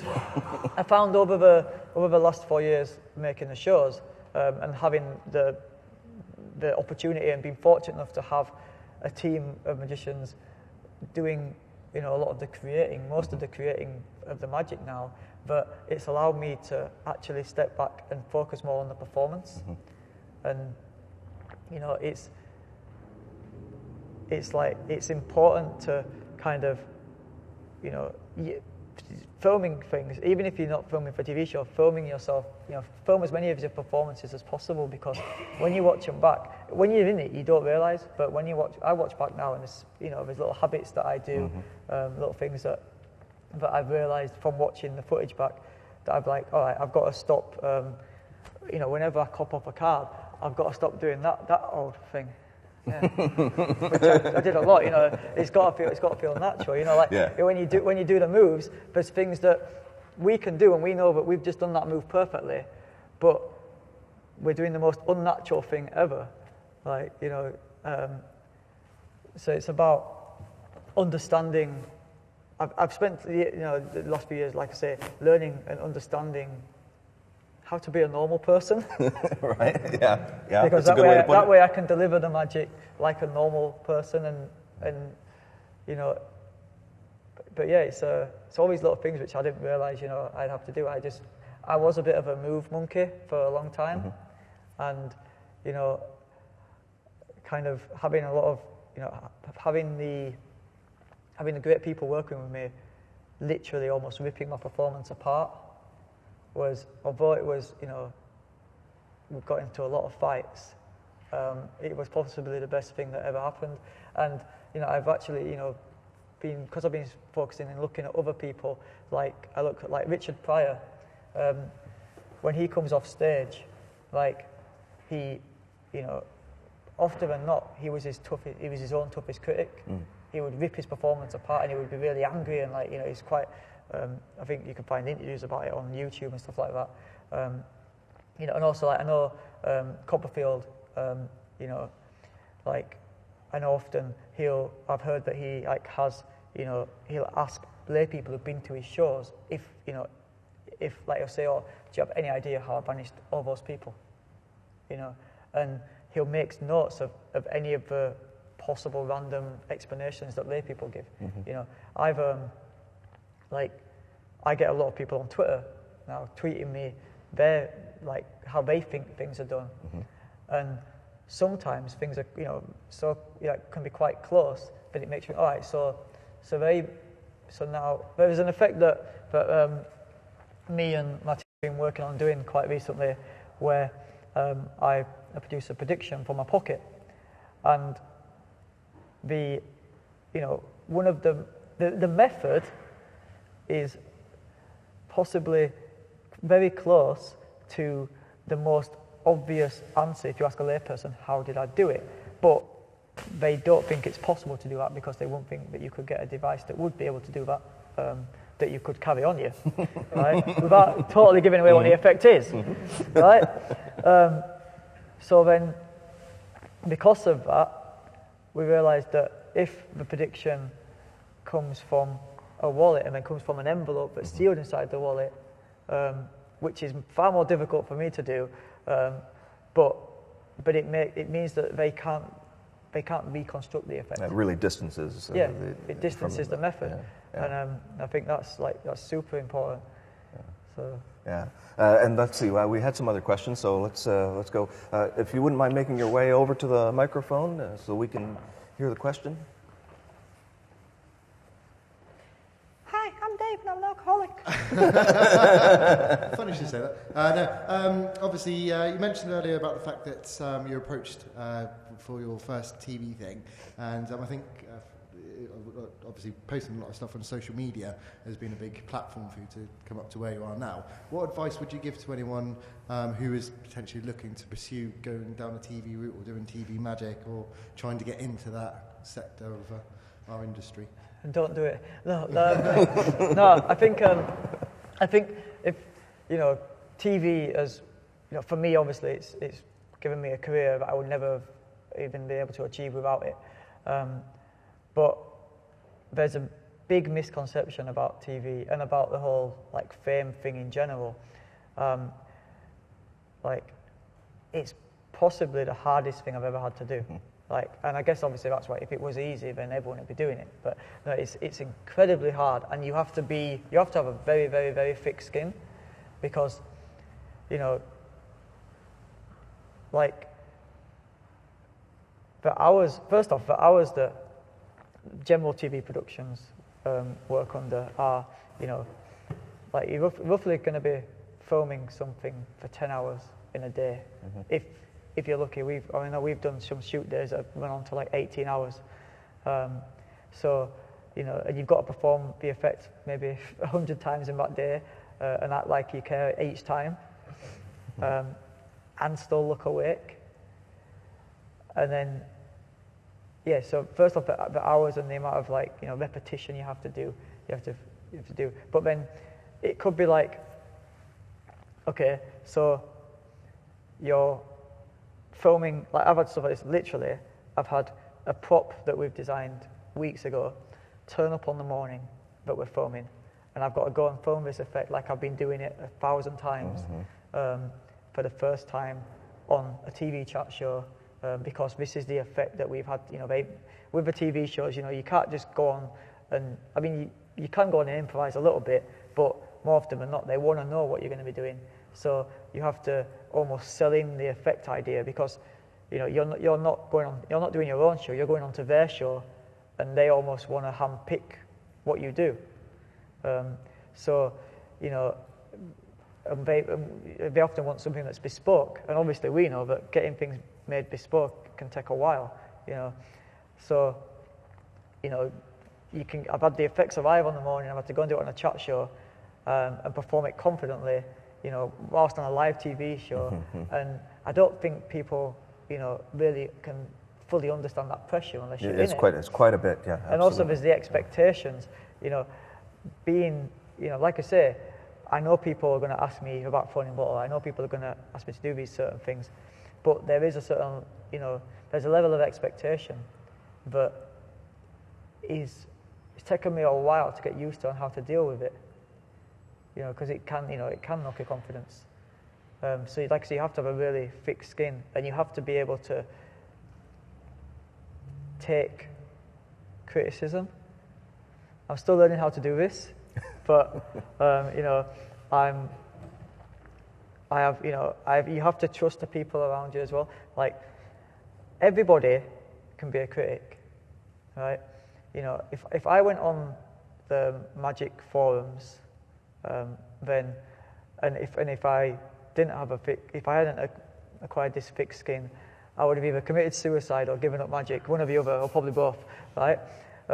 Because, you know, everyone can be a keyboard kind of gangster. Yeah, sure. But, you know, in the same way, I can watch a football match and see someone miss a penalty and be like, you should have kicked it to the left. But unless you're in that situation, it's very hard to really, you know what's going through that person's mind. Mm-hmm. Yeah. So, you know, I try not to read any of the forums, but don't worry, I do see everything. Yeah.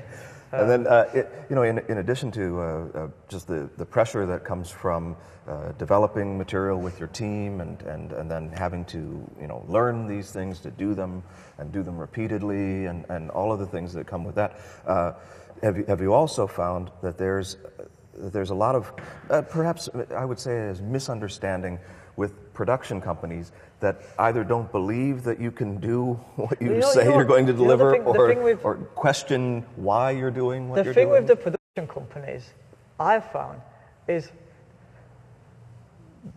this is technically only means that what we are doing is a good thing. They believe you can just turn up and do it. At anything, yeah.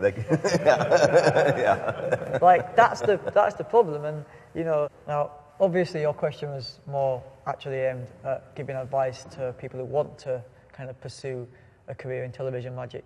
And I don't want to be all kind of negative with my answer, but I just want to make sure that if it is something that you want to pursue, then you really have to be prepared for it, because there's so many things that I didn't know were involved in it. You know, but it's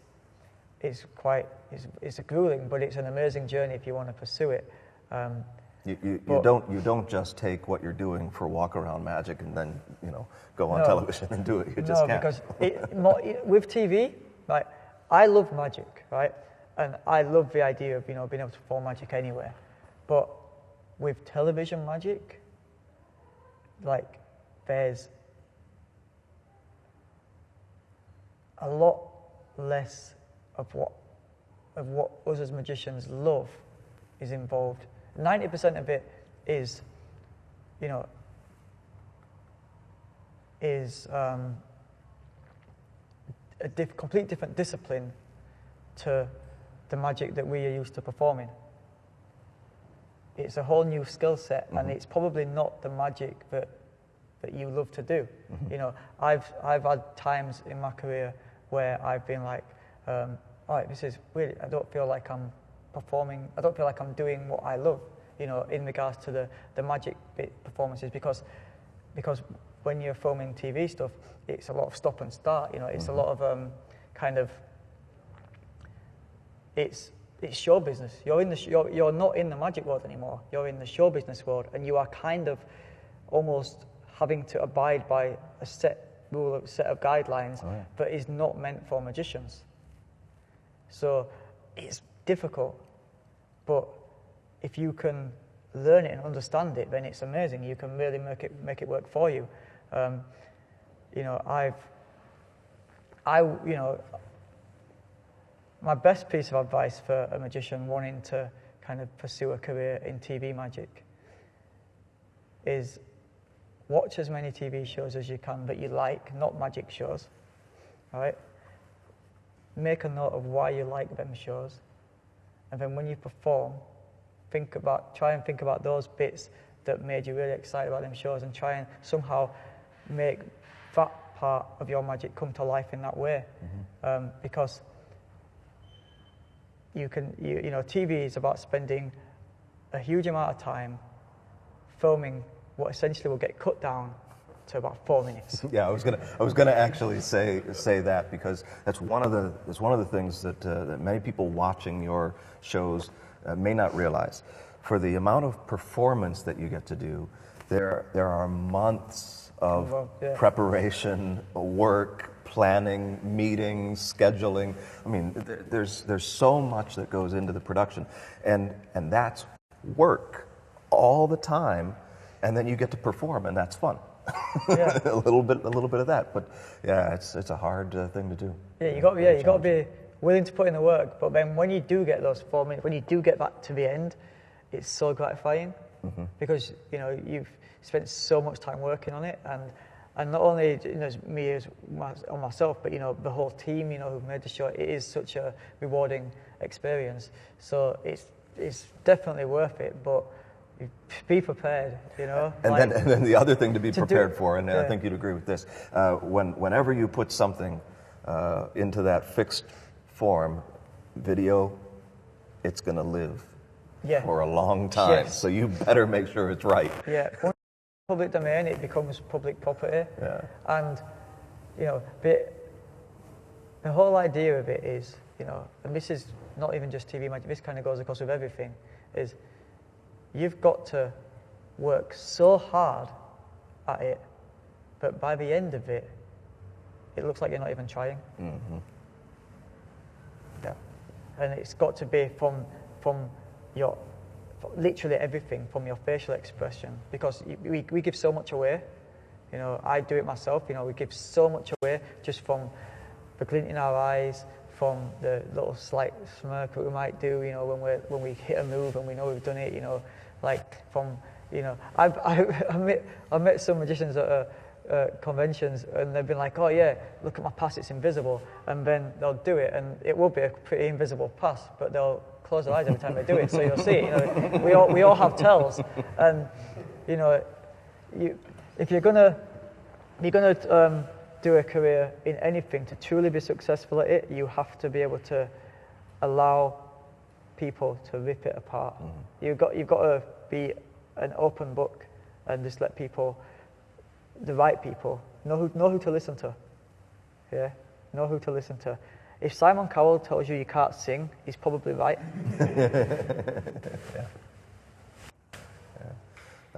Thank you for the question. Do we have anyone else with a question? Yes, sir, if you could make your way to the mic. That'd be awesome.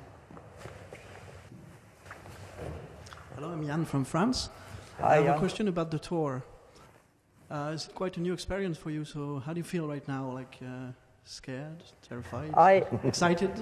Yeah, I do feel I feel quite content with it all, really, because if you'd have asked me that same question about a year ago, I would have been pretty terrified. I'd never really done much stage magic before last year, but then I started doing quite a lot of corporate events, doing 15 minutes on stage here and there. And now, I can safely say, last week I did a show with Harry de Cruz, who's here. He works with me on my stage shows and stuff. And I did a show up in Leeds. I went on stage and I did 30 minutes. And it was the first time I'd gone on stage, and it felt to me like I was doing a close-up gig. When you do a everyone in this room has probably done close-up gigs where you can go to a gig and you don't have to think about it. Mm-hmm. You know you're going to walk in there, you're going to kill it. And that was the first time I'd actually gone on stage, and everything just flowed naturally. So I feel pretty content with what I'm embarking on next year. But obviously, I've got a lot of work ahead of me to actually create a full show. But I think for me, the hardest part has been getting over the nerves of just walking onto a stage, because I've never done that. And I'd always been a close-up performer. Mm-hmm. But yeah, I feel ready, and I hope you'll come over again from France and watch the show. Thank you. Let's see, does anybody else have a question? Yes? I actually have a couple questions here. The first one is actually about what you were just talking about. When you're performing close-up, you're really soft-spoken, you're energetic, but getting on stage, it's a much bigger thing. How does that soft-spoken, soft demeanor person translate to a stage? So that's one of the questions I have. A microphone.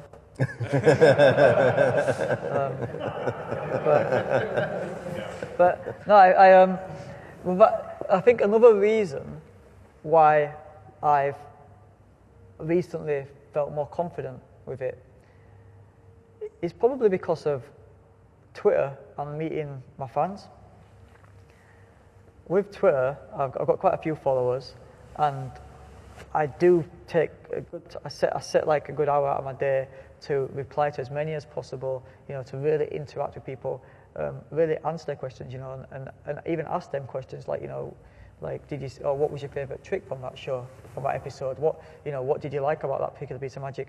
Because you've essentially with Twitter, it's a sounding board to the people who will be coming to my show next year.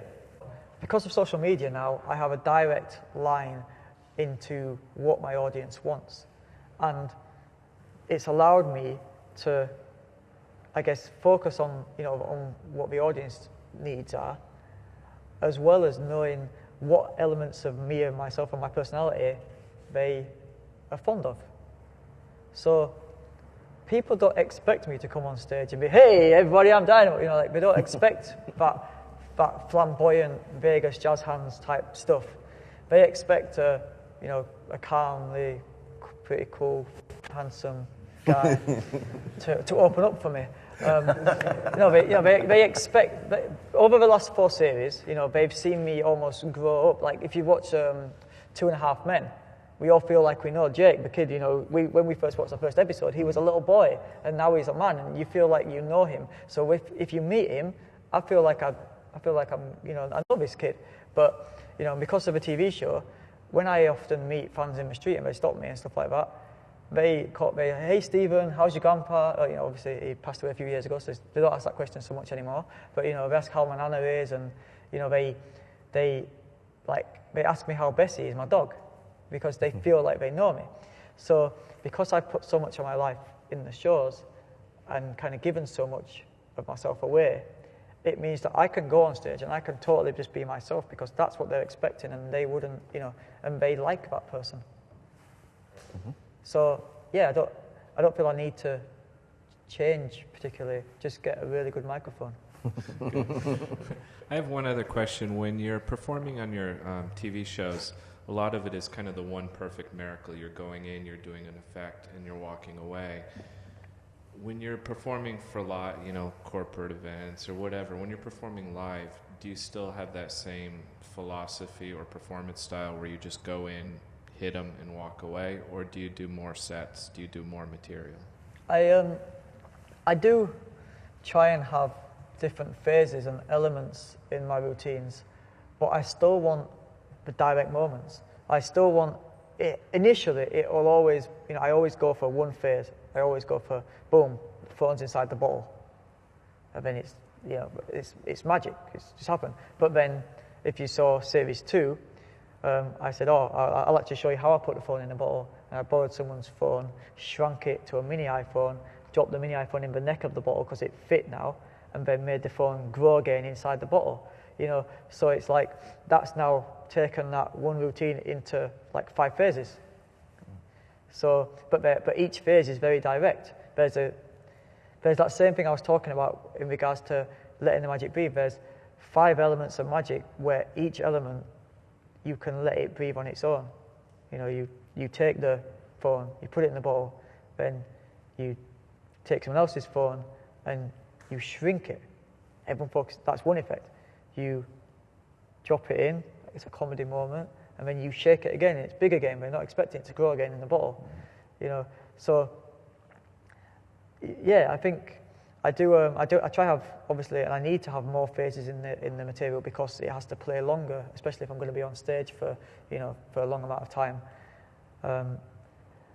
But I always go for directness.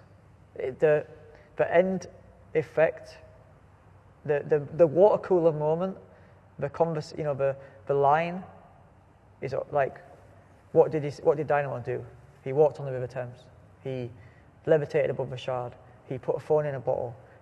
That great magic can be defined in one sentence, and that's the moments that people are going to talk about. But they're going to spread.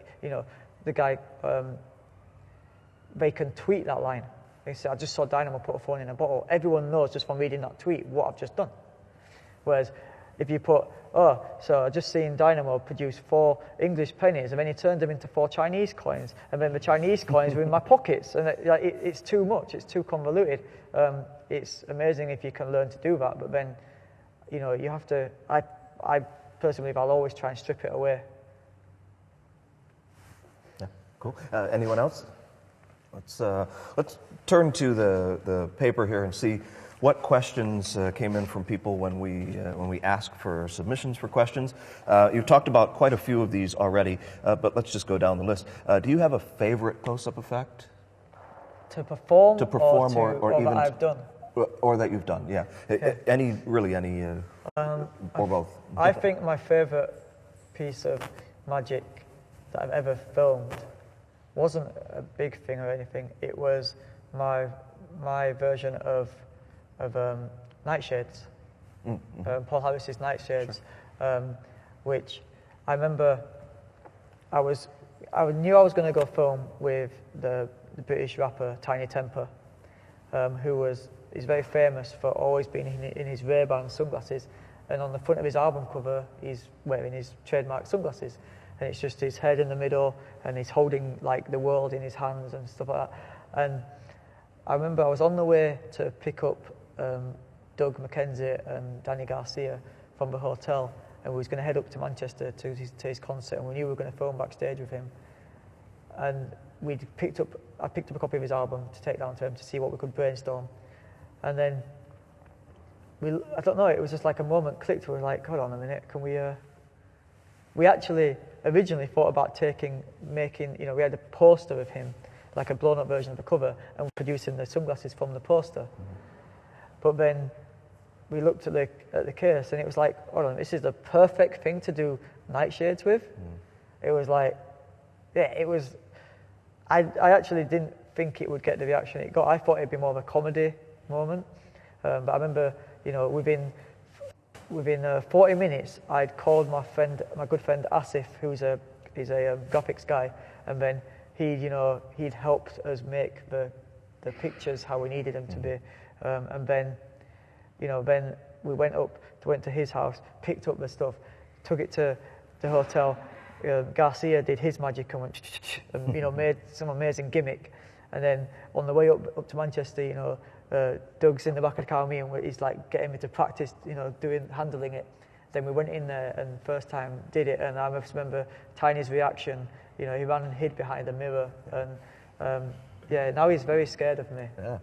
Yeah, I remember that reaction. Yeah, it was too. like that's still one of my favorite pieces of magic, and I like Nightshades is is an amazing piece of magic, but in the UK, where we don't have $1 bills or anything, so doing anything with a bill is it can be quite expensive for a British magician. But so I'd always wanted to do that effect, but I never, I was a bit of a cheapskate. I didn't want to ruin my money.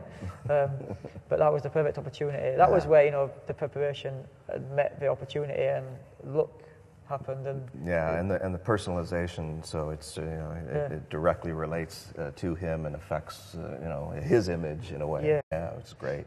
It's a fantastic way to do that. Let's see. We had that. Yeah, sure. What I'd like to do, because some of these questions actually relate to the production of the shows, let's have your manager come up here and talk with us, because he may have some insight into answering some of these questions as well. Sure. For those of you that don't know, he's with us right here. Dan, if you wouldn't mind coming up, we'll turn on your microphone. Hey, man, how are you? Yeah, pop that on. Sure. Just for those who don't know, so Dan has been my manager for about 15 years now. Wow. He didn't have grey hair when I first met him. Long blonde hair. I think they're probably all my fault. But he's not only is he my manager, but he's also the executive producer of Magician Impossible, of the series. He didn't know anything about magic when I first met him, other than the fact that he knew he liked it. And I remember there was he got me a few bookings early on, and then he came and sat down with me one time and he goes, "Oh yeah, D, I want to get you some more bookings, but like, you keep saying you're going to do some other material." And I finally had to break the illusion and saying, well, yeah, basically, to buy some of these props, it's really expensive. Like, you know, I wanted. It doesn't just happen for me. Yeah, you know, like I had this awkward moment where it's like, oh, can you do the thing where you make the cards move again? And it was like, well, Davenport's didn't have any loops in stock, so you know, I've got no loops left, you know, and I had to kind of, you know, break it to him, but thankfully, it only intrigued him more into this magical world, and now, you know, I can hold my hands up and say I think Dan probably knows more about magic than most magicians I know. And but yet he can't shuffle a pack of cards. Because he's amazing. He's still a layman, so he can still look at magic as a layman, but yet But he does understand the methodology.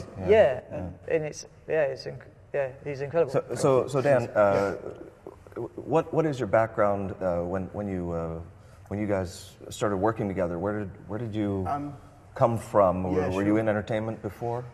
Yeah, kind of. I mean, I was.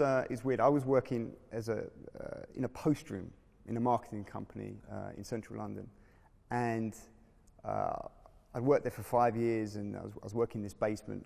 And at night time, I'd started this street promotions team because I was really bored with what I was doing. So we were out there and we did all the fly postering and flyering, and then we started events. And so I was kind of living this double life in a way, and I was learning so much from the marketing company that I was in because I had to go and deliver posts to every single floor. So I started learning how the accounts worked, and how the different accounts team, different marketing teams worked. And so our event started to get very successful, and there came a point where I had to kind of separate from that and really go into it and take the plunge, and take the risk to go out on my own and start my own business. And at that time, they'd released the DVD of 8 Mile, of the movie 8 Mile. And somebody that I knew from the company said, hey, you guys have got a street team.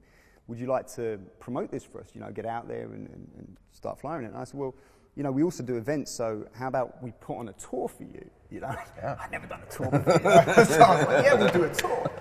So they said, yeah, and we worked it out. And so we did this tour, and we went up and down the country. And they wanted us to kind of recreate, the street battles in 8 Mile. But most of them were terrible, So we used to have to sit there, and we had all these people from Universal Pictures were there, and these events were awful. And so one of the events we went up to Leeds, and it was a really bad one. And I think there were a couple of good guys up there. And suddenly in the middle of it, this guy, looked very, very young, came up to me and started to show me the most incredible thing I'd ever seen. And I was just, in awe. I was like, how are you doing this stuff? Where are you from? It was that moment which I still keep with me today. I'll never, ever forget that. And he looked really young at the time. I think he looked kind of about sort of 14 years old or something. And I was like, how did you get here? How did you get into this club? It's an adult club. And he said, the promoter booked me. I was like, hold on, that's me. So I really kind of appreciate the fact that, he had those balls, he could come out and sort of sell himself. And he had this pamphlet, which it looked like a Chinese takeaway, but it had kind of quotes from all the local celebrities that had come into the area. And, it was like a promotional pack. Mm-hmm. And I saw that he really, even though he didn't have the tools, he really understood his brand. And that's all the stuff I'd learned in the marketing company. So that's how we started working together. Yeah. And what was it like just that very night where you were like, the muscle pass. It was the muscle pass. Killed me. Yeah. Absolutely killed me. I remember that. It was the first thing I ever showed him. Yeah. And then, I convinced him to come down to London because he was still living up in Bradford. Every weekend he'd come and sleep on my sister's couch. And we started just hitting the club scene because of the flyering and the promotions that we'd done. I pretty much knew every promoter in London.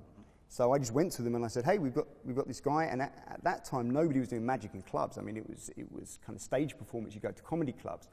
And so that's where we started really kind of honing I guess this brand. It took a long time. So. Yeah. What do you think was like a big break moment, like a defining moment where you knew that he was going to go further than the clubs, much further? You know what? I believed from the beginning that he would go, skyrocket. I totally believe that, because I had that feeling, and I thought if I had it, then other people had it. In terms of a break, I think a lot of people ask us this question: what was the break? And there were many breaks, and then there were many disappointments. Mm-hmm. So we would kind of, we got a DVD deal. First of all, actually, we got a couple of TV deals, and then they didn't get recommissioned. And then we got a big DVD deal. It didn't get pushed, and it flopped. Mm-hmm. And these things happened over and over again, and we were like, I've got to give it to him that he trusted me, because a lot of people would have been, hey, this has failed now 3-4 times. Yeah, right. I'm out. But yeah, so we kind of kept on going, and what we did is we just built up a database of assets. So we knew that celebrity culture was very powerful. We knew that online culture was very powerful, and so we found ourselves in situations through the club promotions and then going into kind of tour promotions where we would be backstage with Coldplay or Snoop. We did something for the Prince's Trust, because Dee was supported by them, and Will Smith was hosting it, and Dee came up on stage and did Polo Through Neck, and Will Smith went crazy and was doing this whole speech about him, and I remember it was really funny because just beforehand, we were like, "Oh yeah, should we do something up, on stage?" We turned up to this event, and it was for the Prince's Trust. It'd been a couple of years actually, since I'd been given a Prince's Trust business startup loan, because I started my company through the Prince's Trust, and I didn't actually realise what event I was going to. I knew that Will Smith was going to be there, but I didn't know that I was going to receive an award. It was called the Celebrate Success Awards. Now it's a big award show they do every year, but it was one of the earliest Celebrate Success Awards, where they pick like 6 of their Prince's Trust supported companies and kind of been successful, and give them an award. And Will Smith was there to give me this award, and I got told that I'd have to go up on stage and be interviewed and do a little speech about it. Mm-hmm. And I just remember we didn't realise the sort of calibre of people that were going to be there. And there was Joanna Lumley, Tandy Newton, Will Smith, Jada, Jaden, Willow. Man, that whole family is just famous now, aren't they? Yeah, so many, I guess you call them bigwigs in the building, that we thought this is an amazing opportunity. So we're like, when you do the interview, should we do anything? And then 2 minutes before we had to go on stage, I'm in the bathroom in there. One of our friends is holding the door closed, right? He's there sticking rubber cement on my neck, right? And then he's like blowing it so it doesn't shine. Yeah. Blowing the rubber cement. And then I go up there, and then and I did Polo Through Neck, and obviously in America you call them lifesavers. Sure. Yeah. Right. And then it was, I'd done it, got a bit of a good reaction, but still came off stage not really realising, the extent of it. Mm-hmm. But then 10 minutes later, Will goes up on stage to talk about the film, Pursuit of Happiness, and his opening line was, "Okay guys, now I know I'm supposed to talk about the film, but let's just go back a minute. That guy, Dynamo, pulled a lifesaver out of his neck." And he talked about magic and what I'd done. And that's exactly what you were saying about how clearly that effect can be described. Yeah. That Will Smith can go up there and just say just that one sentence, and he captures everything. He went on to talk about magic for a good 5 minutes. I think the clip's online somewhere, the full, it's about an 8-minute talk. But in his actual speech, he kind of summed up what I think is mine and Dan's ethos in regards to magic. He said that he goes, what all these Prince's Trust supported companies have done, and what I think it's Philip Gardner or Peter Gardner, the guy that the film was about, Pursuit of Happiness is about, Mr. Gardner. What they've done is they've taken something that doesn't exist and made it real. They brought it to life. You know, and that's what magic is. It's taken something, be it, you know, I had a vision to create the show Mission Impossible. It didn't exist before it came into my mind, and a million people told me it would never happen. A million people told me that, you know, I shouldn't be on TV. But of all the magicians, I'm not good enough to be on TV. But yet, I've taken that thing that didn't exist, and against all the odds, made it a reality. And that's what real magic is. And it was that moment when Will Smith said that in his speech. I don't think it's ever left me. I think that was the basis of the whole of Mission Impossible. Actually, was the wider idea of magic. You know, magic not just being a physical thing, but being an idea of creation, of coming up with an idea and allowing it to manifest itself. And I just remember for the next week chasing down that footage. You know, I called up Sony, I was calling up everybody. I have to have that footage, you know, because it was gold dust to us. And the thing is, I mean, that was I think it was 2007, and we still couldn't get a TV show. I mean, we had all this great footage. We had people like Will Smith, Coldplay, whatever. We couldn't get a TV show. Nobody was interested. We had amazing hits on YouTube, amazing numbers on Twitter. Nobody wanted to give us a TV show. And if they did, they wanted to give us a very small budget to do what they wanted to do. And we were like, no. We either do this our way or we don't do it at all. And we held out for a long, long time. Yeah, well, that's one of the things that I noticed.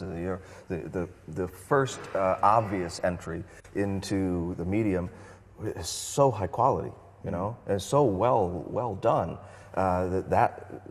That's just really a testament to the fact that you were willing to hold out for doing it the right way. Yeah, you know? But also because, you know, our background was making online content, and, you know, that lives or dies based on its quality, based on, you know, people's response to it. So we created a show reel, which I spent like 4 months, I think, cutting. We did have a big argument about that. We had a big argument. We had a big argument over Lindsay Lohan. Yeah. I wanted to cut Lindsay Lohan out. And, we kind of compromised, I think. We got a little bit of Lindsay. but I wanted to keep her in, not because Lindsay Lohan, because she does nothing for me, but like the fact that it was one of the bigger effects I'd done. It was a levitation. I levitated Lindsay Lohan, and there was a Lindsay Lohan levitation, and then there was an Ian Brown levitation. Now the Ian Brown levitation was done for his music video, and that clip looked like it was from a music video, whereas the Lindsay Lohan was done out in the streets in Singapore at the Formula One, and it was so much more. It looked so much more real, and her reaction was more real in the clip. But yet, it was Lindsay Lohan. It was still kind of a tacky, you know. It wasn't the classiest person to have in the show reel. But I think, but I, you know, that's one time where I had to strive. That the magic moment was more important than the quality of celebrity guest. Sure. But I think that is why there is a kind of certain level of quality, is because ultimately we have 100% creative control. It's very, very rare. I mean, we co-produce this show. We said we'll never make a TV show unless we co-produce it, and ultimately we have that final say.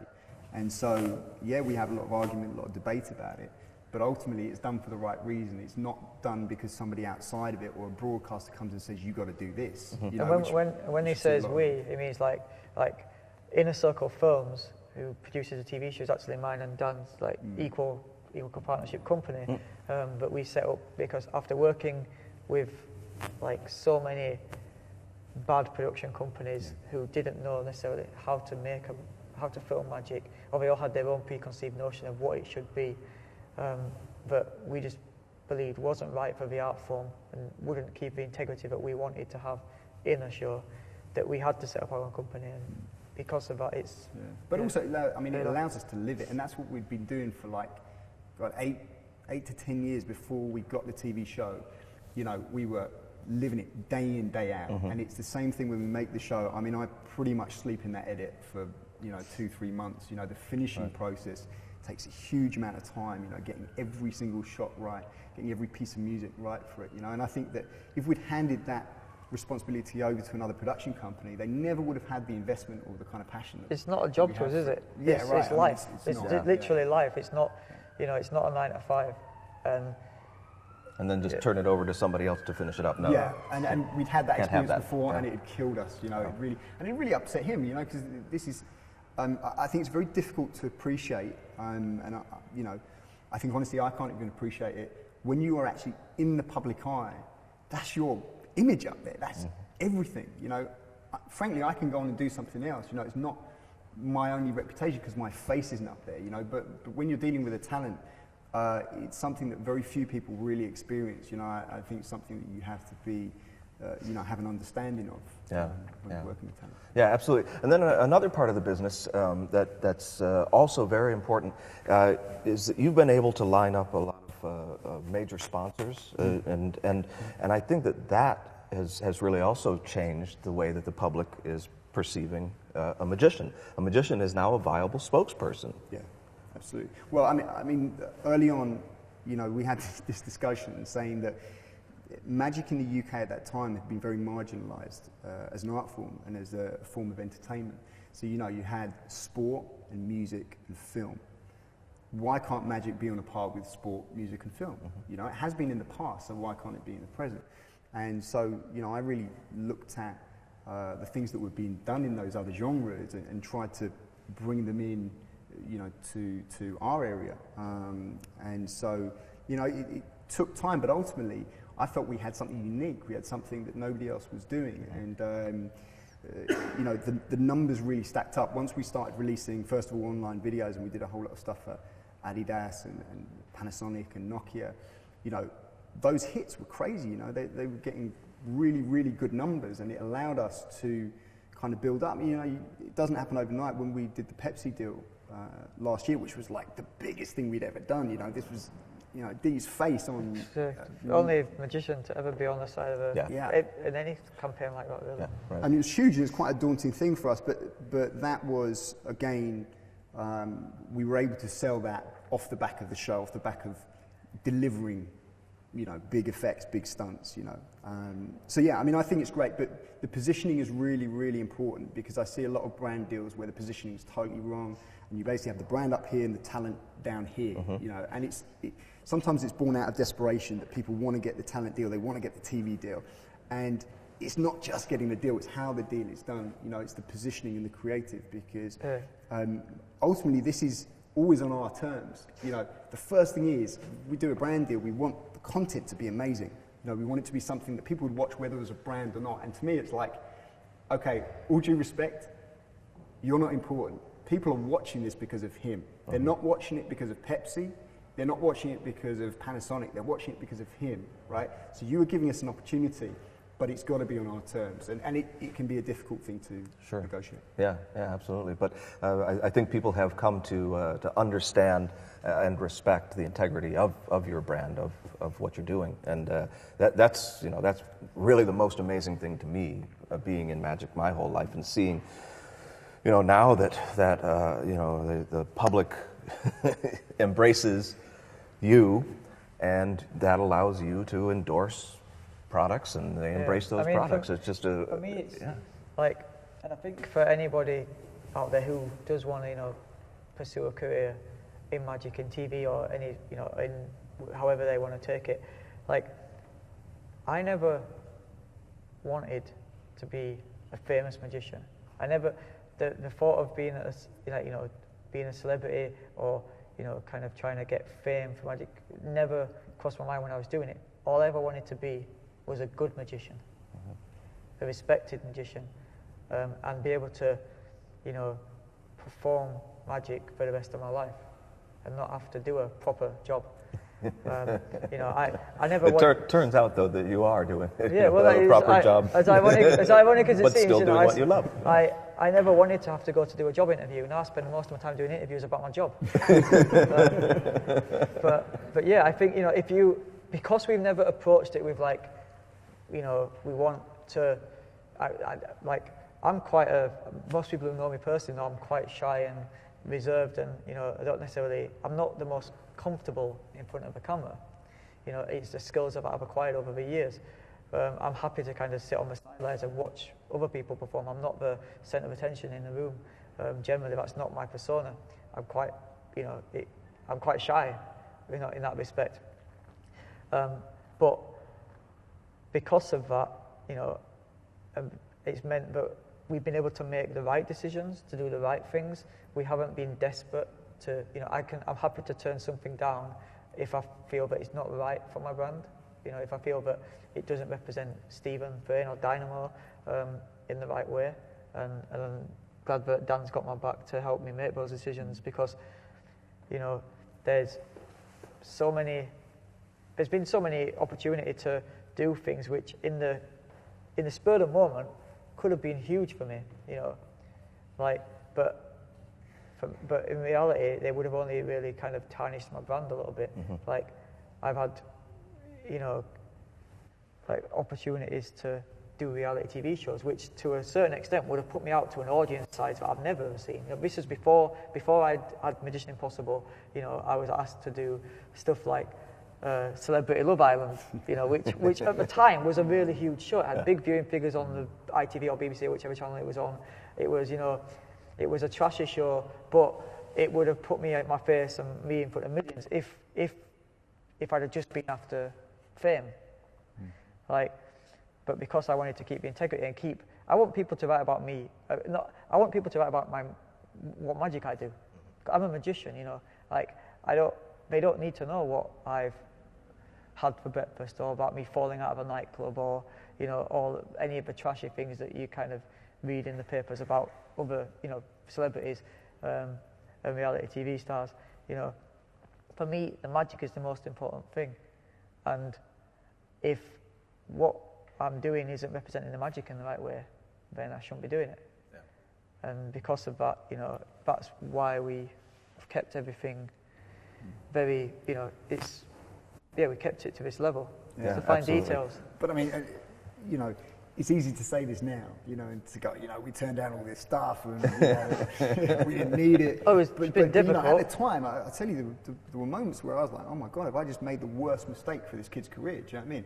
Have we just turned something down? Like, we had Britain's Got Talent, all those shows coming to us, and I was like, it's a huge audience, that's a difficult one to turn down. But, I guess the one thing for me is kind of like being honest with yourself, in terms of where you want to go, and also really paying attention to the audience, because we could see at that time that we had a growing fan base, and to me, the audience is king. Like, forget about the brands, forget about TV, all of that stuff. The audience is king. If you can build up, especially organically, that audience, they're the guys that are watching the shows. They're the guys that are going to come buy your tickets, buy your DVDs, whatever.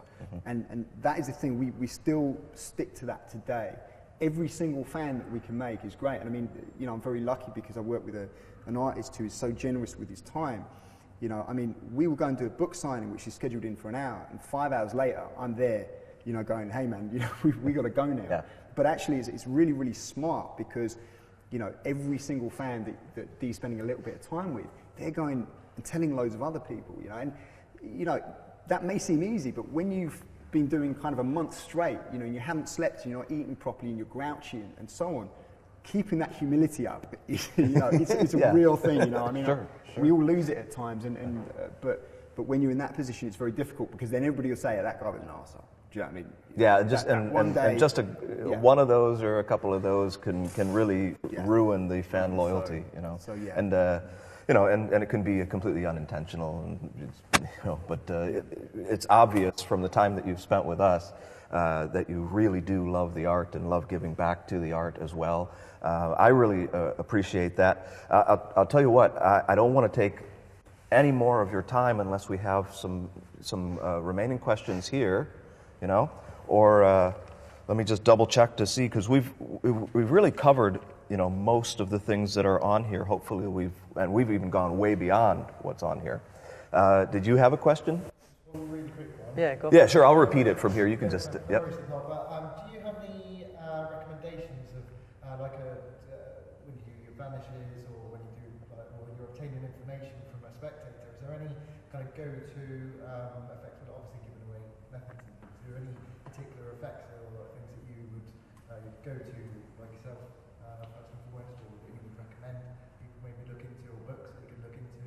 All right. Well, I think I can put this question. We do because we do have a question because we have intentionally not spoken much about methods. So let's put the question this way before we wrap up. Let's just say that these aren't methods that you would use, but for other magicians that are out there, do you have recommendations of methods that they might want to employ? For particular vanishes, getting information from people secretly.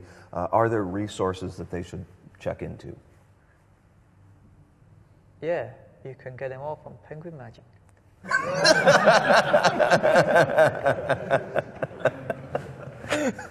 Well done. Well, I just, I want to thank Dynamo and his manager, Dan, for hanging out with us for this time. Let's have another big round of applause for both of them. So great to have a chance to talk to you. Yeah.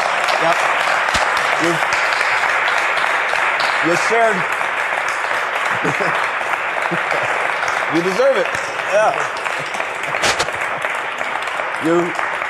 You shared way beyond what I even imagined we would learn, and for anybody that's interested in a career in magic or even making the hobby a part-time profession, you got to listen to this advice and take it to heart. Thank you so much again for hanging out with us, and thank you for supporting Live Magic. We'll see you next time.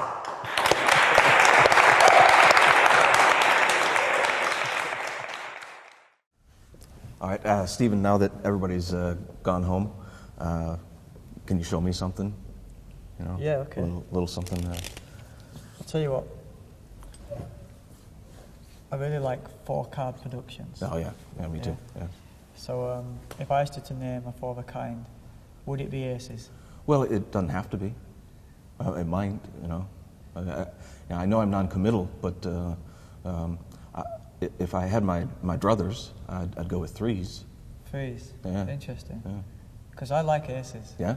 And I've got a really cool way of producing the aces. Okay. Do you want to see it? Sure, because I'll just probably use 3s after I learn it. Yeah, cool. All right. That makes it unique to you. Yeah, neat. So what the idea is to, if I just snap, I can get 2 aces for 2 red aces. Yeah, very cool. Right? But in fact, if you just put your hands together like this, I can actually get all 4. Oh, wow. It's nice. And you'll be happy to hear that actually also works with 3s. Oh, does it? Yeah. Yeah.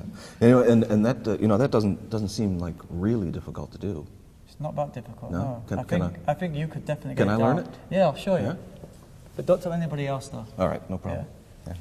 So the idea is I wanted to produce 4 of a kind, but I wanted to involve the spectators. Yeah.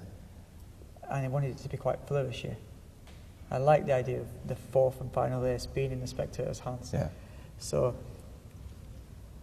I have the 2 black aces face to face on the top, and then the 2 red aces face to face. In your case, they'll be 3s. Yep. Yeah. So for everyone at home, I think you should also use 3s, just to confuse you a little bit. You start by doing. Essentially, I sometimes use Leonard Green's top shot, but if you're not good at the top shot, you can literally just pull down with your little finger on the top card, which will reveal the 2 aces, and you just grab it with this hand. You don't have to do the spin, that is optional. From this point, I'll do it to the table. Okay. I get the spectators to put their hands together, and I'm essentially tabling the deck whilst using my little fingers to catch that and use that to flick the pack over. So I do. Yeah, so it does a full revolution around. Full revolution. And kind of a slip off of it. Yeah, you're essentially doing this. Yeah, right. But you're retaining the card. Yeah, That's even really that looks really nice. So if you get the first, so if you get the first 2. It looks good on the table. It does but look I think good. for me, in a walk-on situation, having that 4 of a kind is, it's really cool. I love the moment where it ends up in their hands. So. Yeah, I like it too because, like you said, it gets them involved, and it gives them the deck essentially. Like, so, boom. yeah. That's so neat. So that's the 4-card production. I don't actually have a name for it, so you guys can decide what it's called, and let's stick it on the end of the Penguin lecture. Oh, yeah? Yeah. Wow, thanks. Cool. I'm going to practice it now.